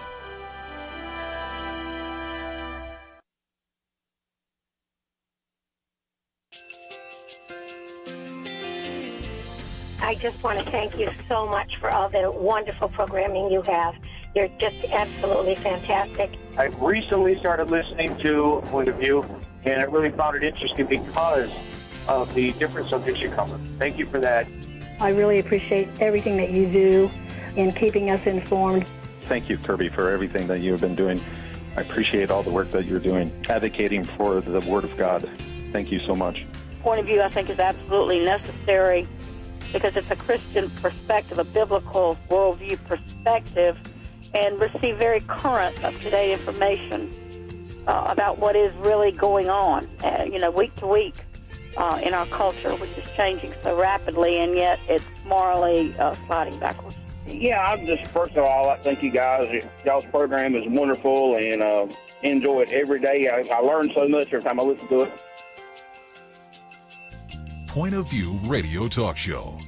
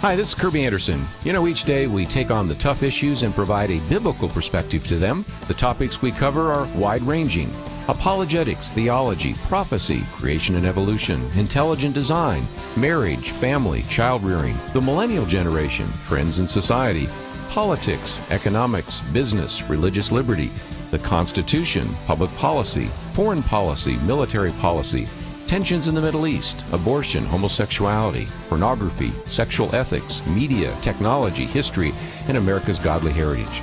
We talk about anything that affects your faith, your family, or your freedom. So don't go anywhere, because Point of View continues right now.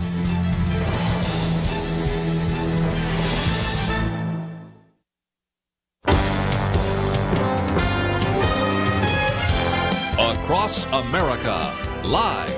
This is Point of View.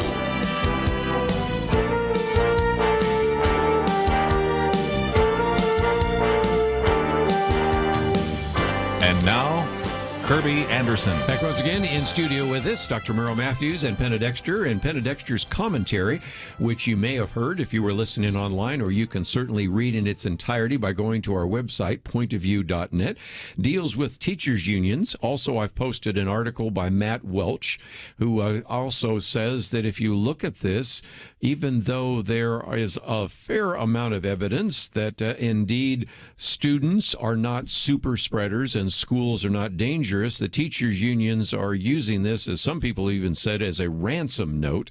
So, Penna, what about this? You've been researching this. We've posted some of this information on our website, and I again recognize that there are a number of our listeners who are in school districts where the kids are back to school. But there are some places where the teachers' unions have dug in their heels and saying, no, we're not going to open the schools this year. We might not even open them next year. What about that? That's, that we're starting to see a lot of news reports out of different areas of the country where the unions have so much power that even if the teachers are getting a vaccine, that the teachers are still digging in their heels. The teachers' unions moving the goalposts a lot of times with the requirements for the teachers to go back to the schools. But, this starts with we've had reports from all countries around the world about the safety of schools. But now we have the Centers for Disease Control with a study. They say they find scant spread of the coronavirus in schools with precautions in place.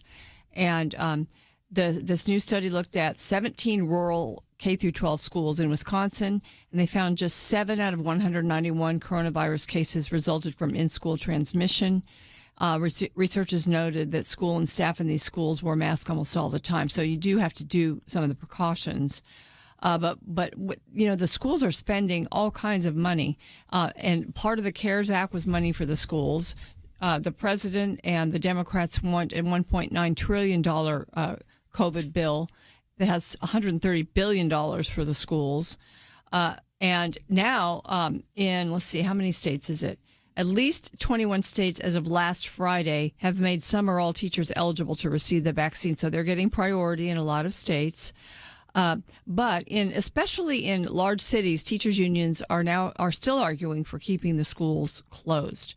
New York City, for instance, in their middle and high schools, they closed again in November. They had reopened. And they remain closed. Elementary schools are partially open, but the United Federation of Teachers, they're arguing that the city must wait until we know whether vaccinated people can still spread the virus. So that means you got to wait for who knows how long to find out if vaccinated people can still spread the virus. My question is, why would you even have the vaccine if you didn't strongly think that you were going to be stopped from spreading the virus? And then in Fairfax County, Virginia, here's another place. They have really dragged their feet. They have a full vaccination process going on there now, but they have never gone back to school since March. They've had full distance learning in Fairfax County. And the Washington Examiner says failing rates have spiked across all grades. So you can imagine parents aren't too happy. And a lot of teachers. And, when I talk about this, it's the teachers' unions I mean, some of the teachers do go along with the position of the unions and are afraid to go back. But I know a lot of teachers around the country who want to go back. They love being teachers. They are not afraid to go back, and they want to teach their students, and they're very frustrated with online learning. And then L.A. County, the largest teachers union there, they're saying in order to reopen, every teacher and every student must be vaccinated. But yet, as we've said on this program, none of the vaccines have been approved for children under 16. So that means LA schools will likely remain closed for the rest of the school year at least. And then you had an article, I don't know if you posted this one, about New Jersey, where they're saying Montclair, New Jersey, the superintendent announced last week with deep regret that the schools, which have been closed for the last 319 days, will not reopen, even on a hybrid basis, half in and half remote, because of the negotiations with the teachers' union. And so, you know, the union wants plexiglass barriers, millions of dollars in ventilation upgrades, and a lot of things, a lot of, you know, full vaccination. And so, you know, they're saying that the schools won't even open until 2022. Again, that's the second article in case you'd like to read it in its entirety. And you look at those numbers from the CDC or this other database, and we're talking about the fact that these students are not super spreaders and that this is not dangerous. And like you said, sometimes it's the teachers saying, I want to go back to school because I'm a teacher. That's what I do. But the teachers union won't let me. And so there's a sense in which sometimes you wonder if the teachers unions, not all of them, but some of them, are using this as a way to use a tremendous amount of leverage to get some other things they've always wanted to have happen in that particular school district. Well, that's right. And sometimes it's things that are not even related to schools, like Medicare for all or defunding the police. You know, the NEA's agenda is like, you know, it's just about all-encompassing.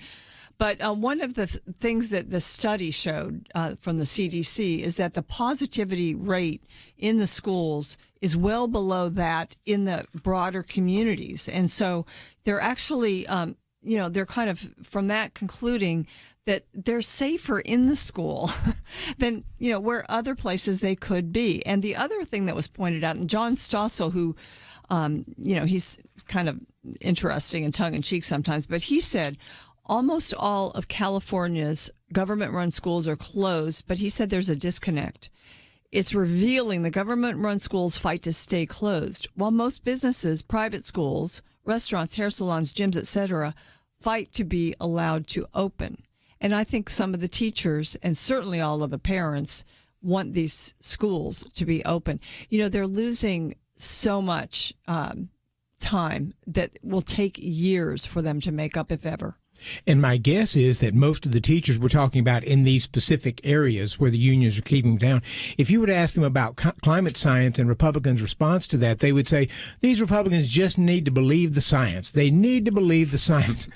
But here's the science, and they absolutely refuse to believe it. And, you know, when we first started in this, there was concerns that schools might be super spreaders. But as time has progressed, we found out, well, no, they're really not. And it's probably one of the safer places to be.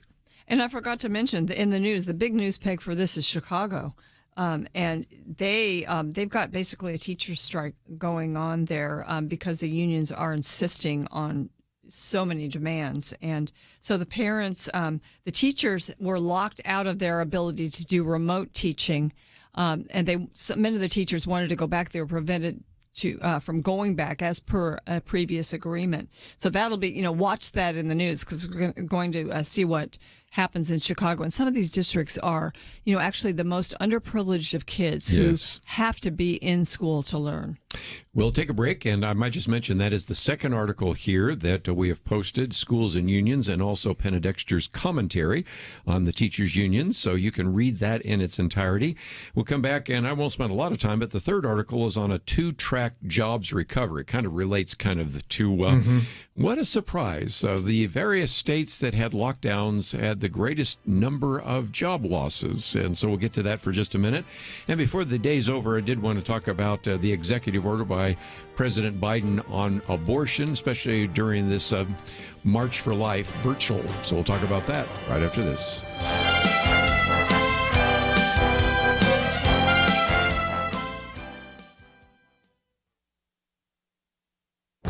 This is Viewpoints with Kerby Anderson. What is the American creed? That is a question David Glertner asks in his book, America Light. He has been on my radio program to talk about his book and his op-ed that appeared in the Wall Street Journal. He is a fascinating individual. He received 2 degrees in classical Hebrew literature, but then became a professor of computer science at Yale University. Some have called him a rock star in the world of computing. You might remember that he was one of the people who was critically injured when he opened a mail bomb sent by the Unabomber. He believes that we need to return to the principles that made this country great. Unfortunately, he says, many of us don't know what they are or think they can't work. He blames the public schools and the academy for this failure to pass on the basic ideals that have served America so well for centuries. He laments that almost no one believes that our public schools are doing a passable job of teaching American and Western civilization. Textbooks and class lectures in our education system today often start with the assumption that America and Western ideals are bad for civilization. He concludes that many American children have never heard a good word for the United States, the West, Judaism, or Christianity their whole lives. He also laments that our American culture is in the hands of intellectuals, which he says are usually people born with high IQ and low common sense. He gives lots of examples of this. You can probably think of many other examples of people who are very bright but lacking in basic common sense. America's creed is quite simple: freedom, equality, democracy, and America as the promised land. The early founders believed in America as a city on a hill, as did many presidents right up to President Reagan. It is time to use our American creed to evaluate those who are teaching our kids and those who are leading our nation. I'm Kerby Anderson, and that's my point of view. Go deeper on topics like you hear on Viewpoints by visiting pointofview.net. Pointofview.net.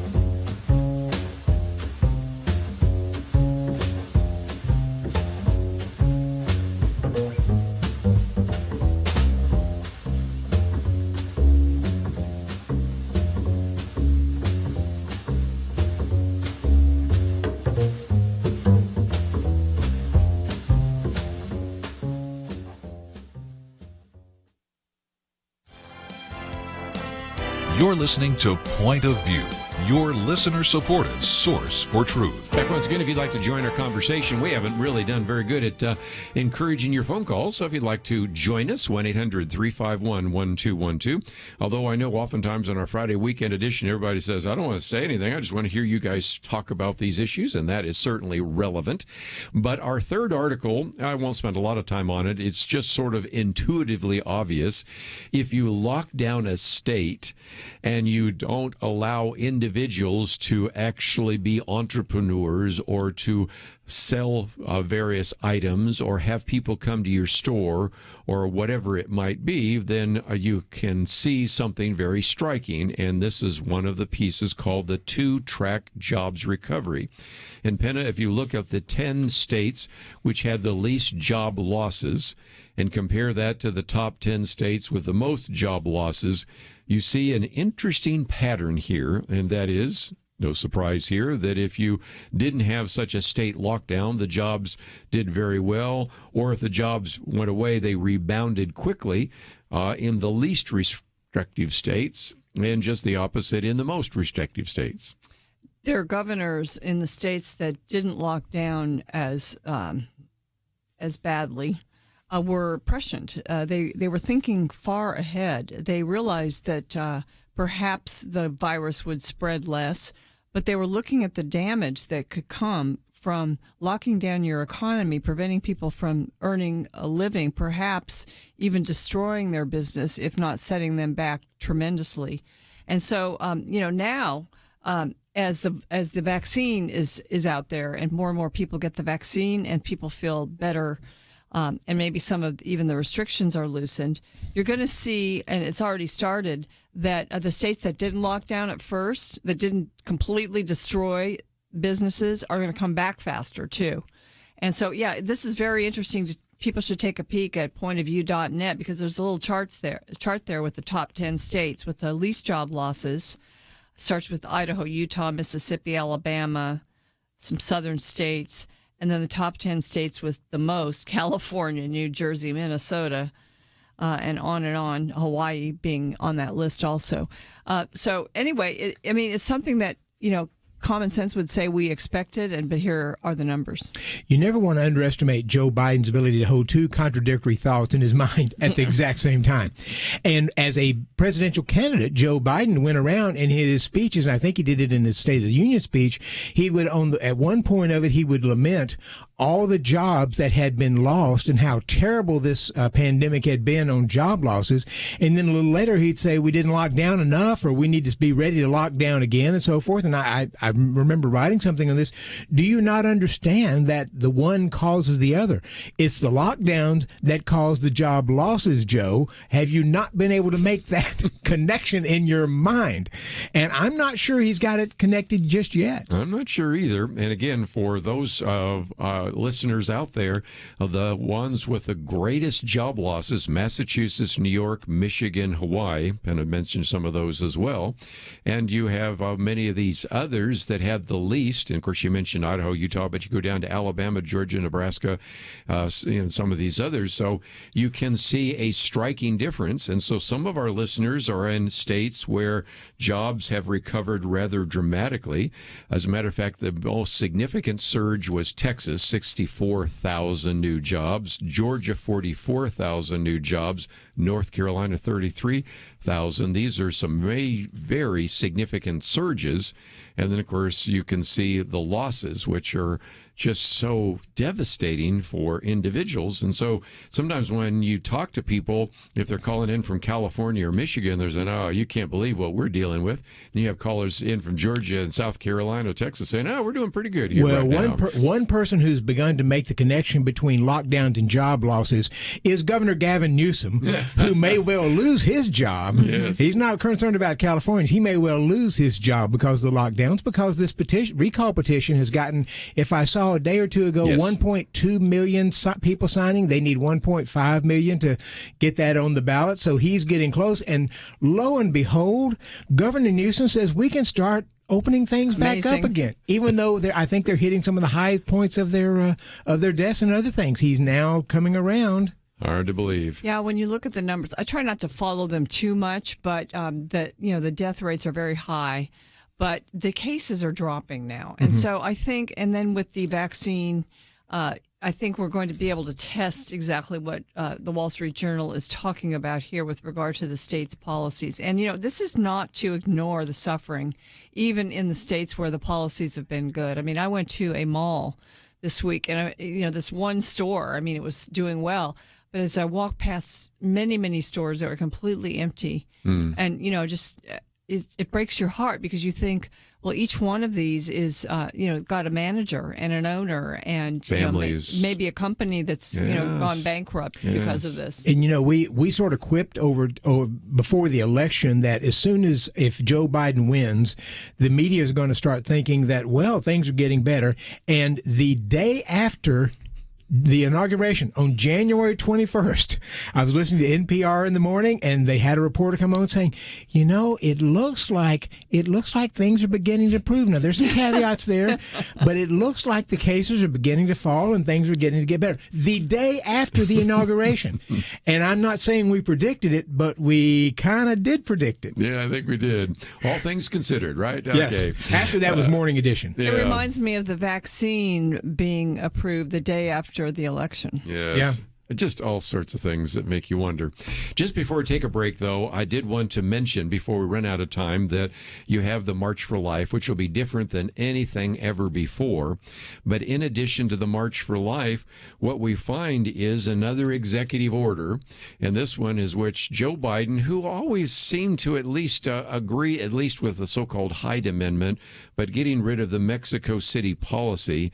And if you look at the latest Marist poll, 77% of Americans, and that includes 55% of Democrats, oppose U.S. tax dollars subsidizing abortions performed in other countries. So, Penna, at a time when we talk about the issue of life, we certainly are seeing Joe Biden and his administration going in the complete opposite direction. You know, during his inaugural speech, he talked about unity. That was his main theme. And, you know, that was encouraging to some people. But more than half the country is pro-life, and a huge percent, is in the 70s, I think, oppose taxpayers being forced to fund abortion. So the Hyde Amendment, which is something that has been passed by and attached to appropriation bills by Democrat and Republican, during Democrats in power, during Republicans in power, the Hyde Amendment is just common sense. And Joe Biden turned his back on that during the campaign. And now, of course, the Mexico City policy, which is global funding for abortion, funding the organizations that either counsel for or provide abortions. That's a ping pong ball. It goes back and forth between the different administrations. But President Trump went much further than the normal Mexico City policy.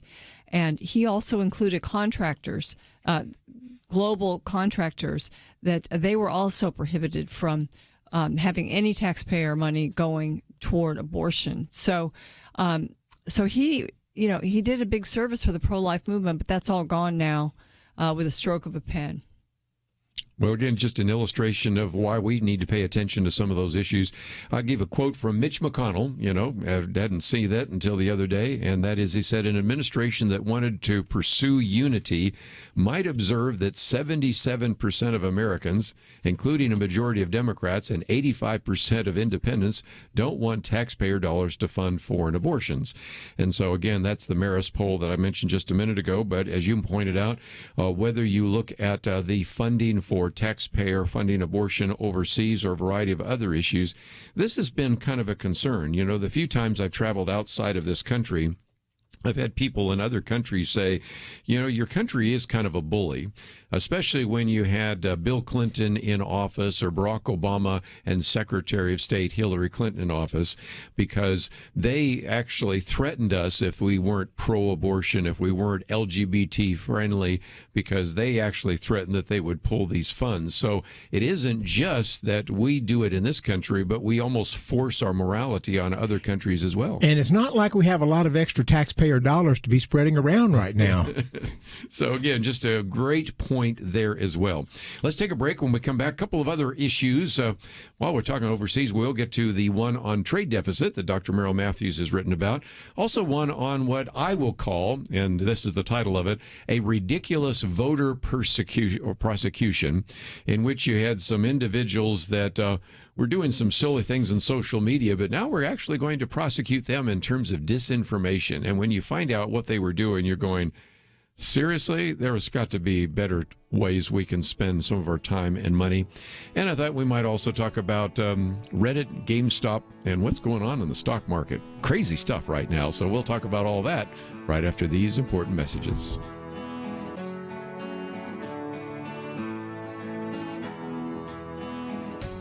Sometimes I think about seeds. You ever stop to consider that some seeds become entire trees and some trees grow up and produce fruit?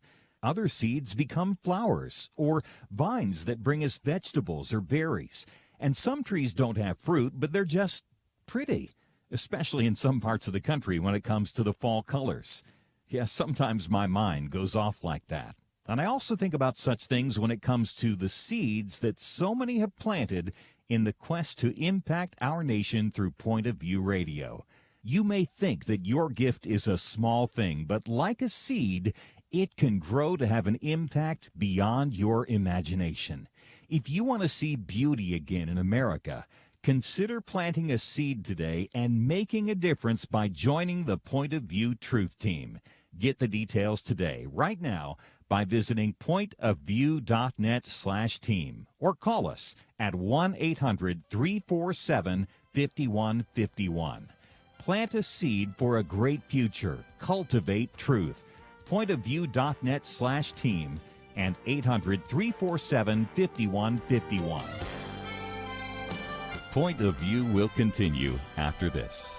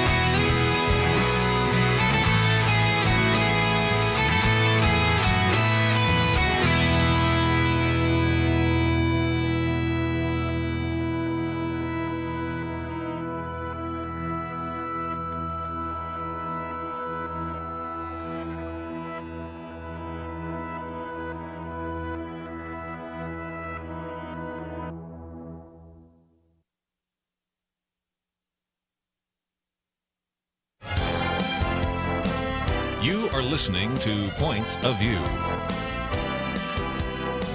The opinions expressed on Point of View do not necessarily reflect the views of the management or staff of this station. And now, here again is Kerby Anderson. Final half hour, we'd like to join our conversation. 1-800-351-1212. Dr. Merrill Matthews, Penna, Dexter. And our fourth article is one that Andrew McCarthy says the Justice Department's ridiculous voter disinformation prosecution. Now, if you're not familiar with Andrew McCarthy, of course, he's an individual that did the prosecution of the first attack on the World Trade Center, a senior fellow at the National Review Institute and author of a number of different books. But he talks about this one individual, which I'd never heard of until I was watching Tucker Carlson the other night, of this man by the name of Douglas Mackey, who is a defendant because he was really putting out nonsense, if you will, in social media. But the government, in this breathless press release, describes it as disinformation. If you wonder what that was, first of all, I think I've seen places where he put a MAGA hat on Charlie Sheen, on Taylor Swift, and a few things like that. These are just pictures. Yeah, these just memes that got him in trouble. I guess the one that got him in trouble is he started sending out vote from home. You can text Hillary 59925, vote for Hillary, be part of history. And he got the idea because somebody had been spreading that around during the Brexit issue of that you could actually vote to remain in the European Union. And I, years ago used to make a joke that we have so many people that want to vote on Tuesday that they decided that Republicans will get to vote on Tuesday and Democrats get to vote on Wednesday. And I stopped doing that on the air because I found out people actually believe that. And apparently the federal government is convinced, the Justice Department, Penna, is absolutely convinced that by sending that you could actually vote for Hillary Clinton in the 2016 campaign, that's a disinformation campaign, and we need to actually prosecute you for voter fraud. Please. Yeah, they say, the FBI said that as many as 4,900 people may have followed his advice. So, that many people really believed that, I guess. But, the thing is, I mean, just layman, you can look at that and say, well, so he's being prosecuted for disseminating that? That's just something he posted on Twitter, on social media, and now they're coming back and they're saying, well, that it's actually fraud. And what is the punishment that they want for him? 10 years. Yeah, 10 years. So, wow. And this goes back to Meanwhile, 2016. People at FBI and Justice Department who were involved in the Russian collusion hoax and so forth get to retire with benefits and go on.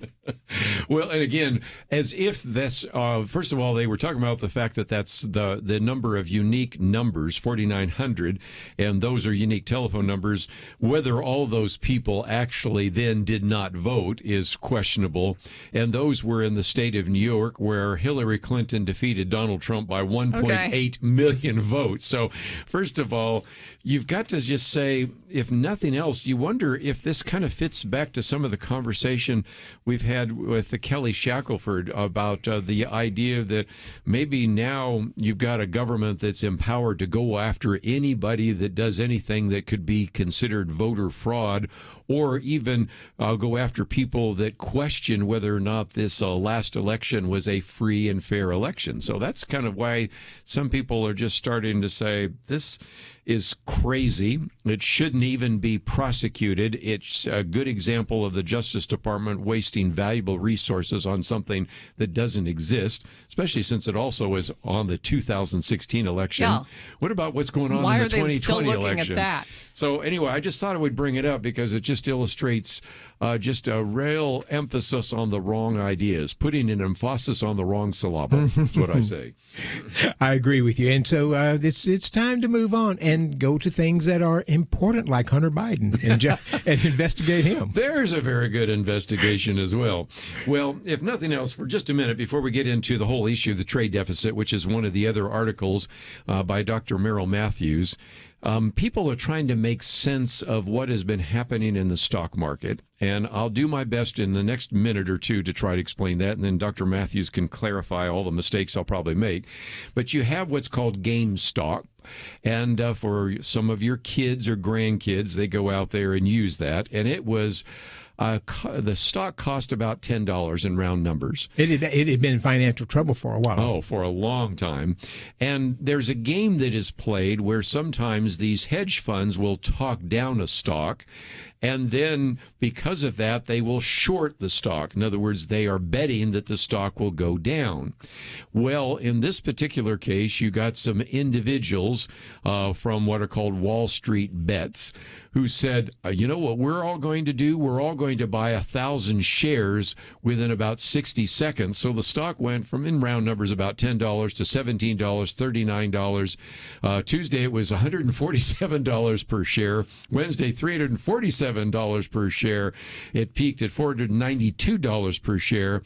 And then Robinhood ran into that. Now, what's Robinhood? Well, Robinhood was a way in which you can actually buy or sell that, and they actually stopped the ability to buy any more. And it reminded me, for those of you around the table, kind of what the Amazon Web Services did to Parler, because now all of a sudden they were recognizing that these hedge funds that had been actually buying what are called shorts or in what's called a short squeeze, where all of a sudden they're just losing tremendous amount of money. And so the bottom line is it felt a little bit like David going against Goliath, and the little guys this time made some of the hedge funds pay the price, right? Right. And Robinhood is a recent invention. What's happened is when the pandemic hit and a lot of people were sitting at home, they decided to get involved in doing some day trading. Most people who are involved in the stock market are on like Ameritrade or E-Trade or those things. Robinhood came up, and there's a few others as well, which were in trying to attract young people with very few assets, so that you could even buy a part of a share of a stock. I mean, and they would even, if you sign up for Robinhood and some of these others, they would actually give you a share of a stock as a kind of a bonus for signing up. So now you've got a share of stock. You can go. And so people started doing this, and this is a phenomenon we haven't seen before. We've seen day trading before, but this is a phenomenon of a lot of people getting involved in this. They're going on Reddit especially, which is they're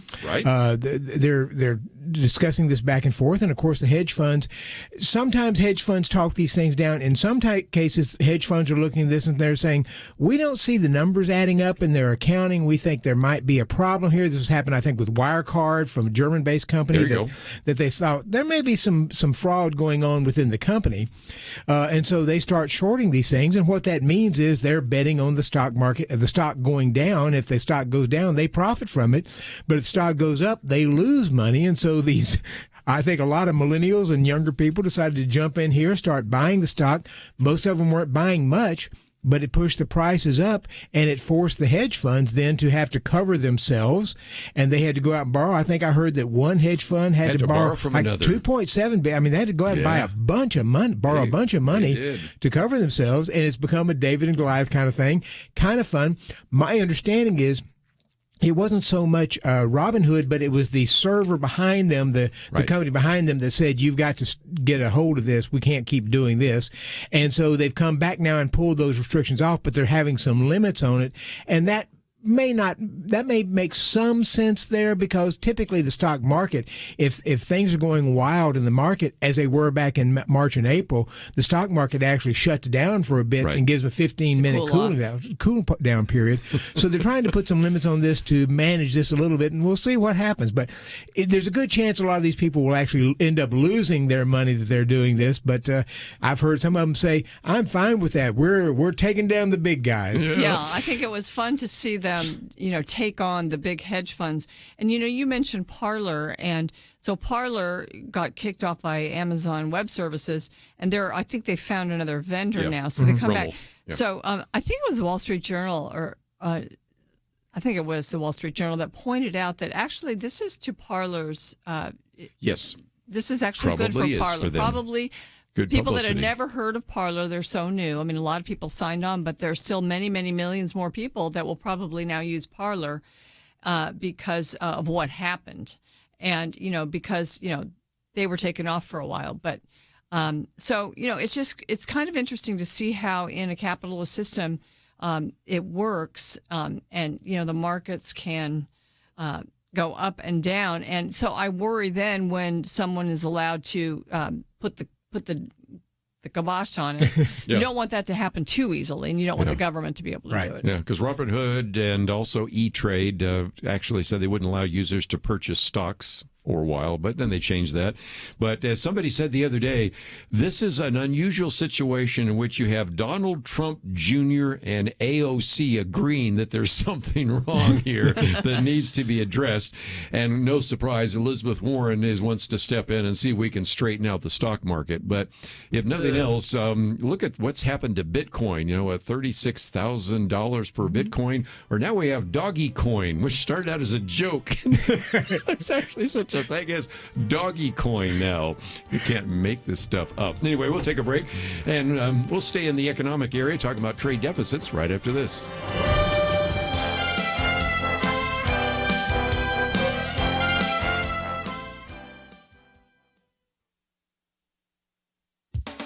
In many parts of the country, K-12 educators are now eligible to receive the coronavirus vaccine. States are responsible for setting these priorities, and some are making sure teachers and other school staff members are vaccinated quickly. Education Week reports that as of January 22nd, at least 21 states have made some or all teachers eligible to receive the vaccine. Yet teachers' unions in some of the nation's most populous cities still argue for keeping schools closed.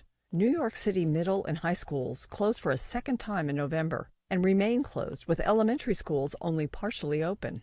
The United Federation of Teachers argues that the city must wait until we know whether vaccinated people can still spread the virus. A Washington Examiner editorial points out that Fairfax County, Virginia, is dragging its feet, even though its vaccination process is in full swing, and even though students have had to put up with distance learning since the pandemic broke out in March of last year. The Examiner reports that failing rates have spiked across all grades. The position of Los Angeles County's largest teachers union is that in order to reopen schools, every teacher and every student must be vaccinated. Since no available vaccine has yet been approved for children under 16, LA schools will likely remain closed for the rest of the school year. Commentator John Stossel points out in the Daily Signal that almost all of California's government-run schools are closed. But there's a disconnect. Mr. Stossel says it's revealing that government-run schools fight to stay closed, while most businesses, private schools, restaurants, hair salons, gyms, etc., fight to be allowed to open. This is not about teacher safety. It's about union power and priorities. The Los Angeles Union demands things like defunding police, moratoriums on charter schools, and Medicare for all. Extensive studies show COVID-19 positivity in schools is well below their broader communities. Teachers' unions are out of excuses. For Point of View, I'm Penna Dexter.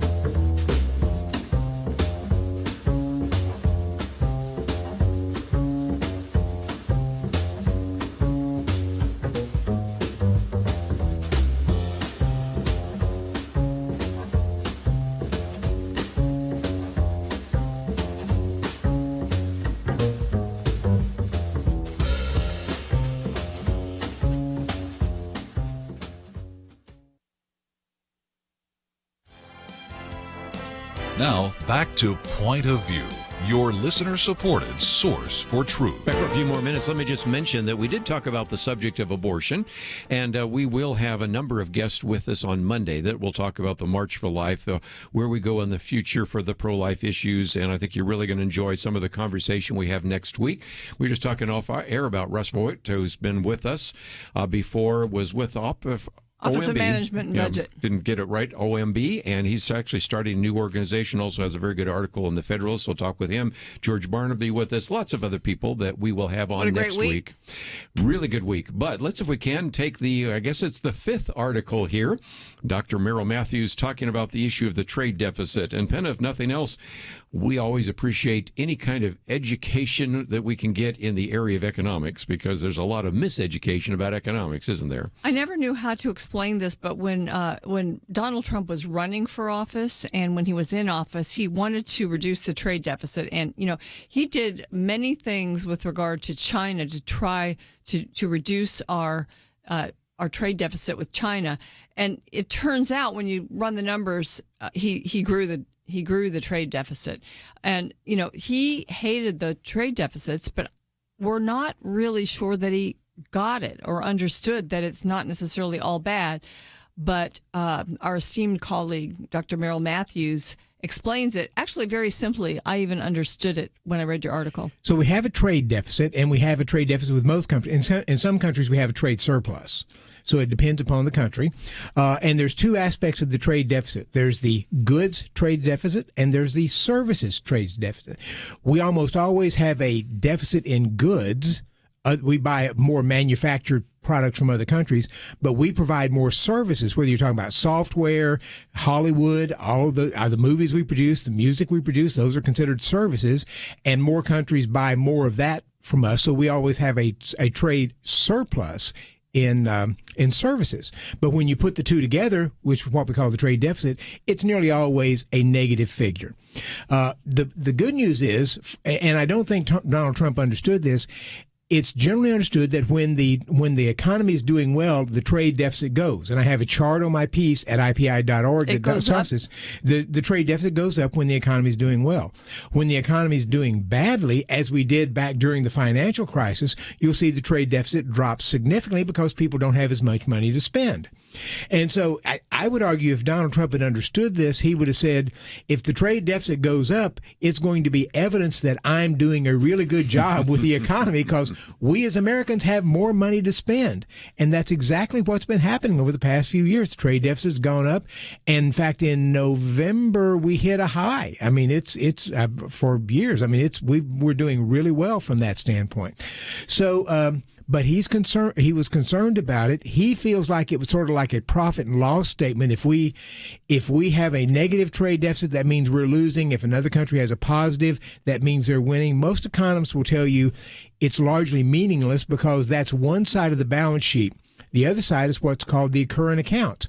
So when we buy things from Japan takes those dollars and they come back and they buy things from us. And by buying things, they typically are building a Toyota factory or they're spending that money here. So most economists will tell you the trade accounts is always balanced. We have a trade deficit, but the current accounts balance has a surplus as that money comes back and creates jobs in the U.S. So, but it's something that's not understood. I've seen more economists say, I wish they had never come up with this figure because it tends to look like we're doing poorly when in fact, in most cases, it's just the opposite. We're doing well. I want to go back to one thing that you did say, and that was as far as manufacturing. Donald Trump wanted to bring manufacturing back to the U.S., so we would have more goods then to trade. Exactly right. So then we would have changed that equation. And I think he did a good job of trying to do that not with his tariffs that he was imposing, but with the tax reform. Yeah. Because once he dropped the corporate income tax rate from 35% down to 21%, which is about the average of the European Union countries, now we are competitive as a tax base, and so countries, most businesses would like to be based here, but if they can get good because they have better laws, we have just a lot of benefits here. But if the corporate tax rate is a real penalty for them, they would go someplace else. That's why we have not heard the word inversion for 3 or 4 years. Back during the Obama administration, we heard the term inversion, and that's where U.S. companies, including Pfizer, was considering doing this. They were stopped from doing it, but they were looking at merging with another country in Ireland, I think it was. Yeah. And it was called inversion. Pfizer would still be here. It would still be the head of the organization. It would just move its tax base to Ireland, which had, I think at the time, like a 12.5% corporate tax rate. The reason it became, when Chrysler merged with Daimler, the reason it was Daimler Chrysler as opposed to Chrysler Daimler is so that they could go under the German tax rate. And so if you lower the corporate tax rate and make us competitive, I think you find companies coming back. Inversions we don't hear about anymore. Barack Obama tried to stop the inversions by penalizing companies rather than creating the carrot of saying, we're lowering the corporate tax rate, and now it becomes beneficial for you to base here. I was going to bring up the fact that President Biden would like to raise the capital gains tax and the corporate tax and a variety of others. He wants to raise the corporate tax rate back from 21% to 28%. Mm-hmm. Truth to tell, before they passed the Trump tax cuts in 2017, if corporations could have gone from 35 to 28%, they'd have been thrilled. They'd have thought that was a great move. Nobody expected 21%, so it was a huge bonus for them. But I suspect they'll push back against Biden's 28%. Yes. So again, if you'd like to learn a little bit more about economics, some of those issues, they're there on the table. And just before we run out of time, we do have that chart on what we have posted here. But if people want to see the original chart or find some of the great material, from the Federal Reserve Bank of St. Louis, you can go to ipi.org. You've got one in which you're assessing President Biden's Obamacare expansion. Of course, you talk about the one about Joe Biden not necessarily being a moderate. We have one about the $15 minimum wage and the one on the trade deficit, as well as others. So when they go to ipi.org, a lot of great material there, and maybe a good way to educate yourself. They'll find all that material is available for consuming and sharing free of charge. And again, you're probably going to go back to some of those opportunities for them to hear some of these people that you've been interviewing. It used to be that if you lived in Dallas, you'd go to an IPI luncheon, but because it's virtual, anybody around the country can learn from you. In a few weeks, we'll be doing something on Obamacare and Biden's efforts to try to expand Obamacare. So we have some experts coming on that. We'll have something on space policy. And so we've got several coming up. They can just check at ipi.org. I hear you got somebody coming on to actually write about space policy. Yes, we do. We need to get him or her on, whoever it is, and that'll be something. Penna, Dexter, let me just mention your commentary is available, and if people would like to receive it, of course, they can go right now to find it. But again, we encourage people to click on that button, and there's a place where it says, never miss a viewpoint, sign up here. And I would encourage people to do so, because if they sign up today, they'll receive it tomorrow in their inbox. They will. You know, we've talked a lot about the schools and the unions, but I think the answer is choice in education. And actually, a lot of senators are touting that right now. It's something to look into. When parents found themselves without a school, it's nice to get a little help to find one that might fit your needs better. Well, again, I hope you will join us on Monday. We have Alan Parker with us, and you, of course, know who he is. We'll talk about the abortion issue. In the first hour, we will be talking with Leanne Jameson, who is actually participating in that March for Life, so we'll talk about that. As I mentioned, we got Russ Vogt, we got George Barna, we got all sorts of individuals next week, and so I hope that you will join us here on Point of View. If some of this came too fast, too furious, too hard to keep track of, pun intended, then certainly we have links to all of these articles on our website, pointofview.net. And of course, we already gave you a link to ipi.org. So let me encourage you to have a great weekend. And we want to thank Andrew and Steve for their help behind the scenes. We will see you back here on Monday, right here on Point of View.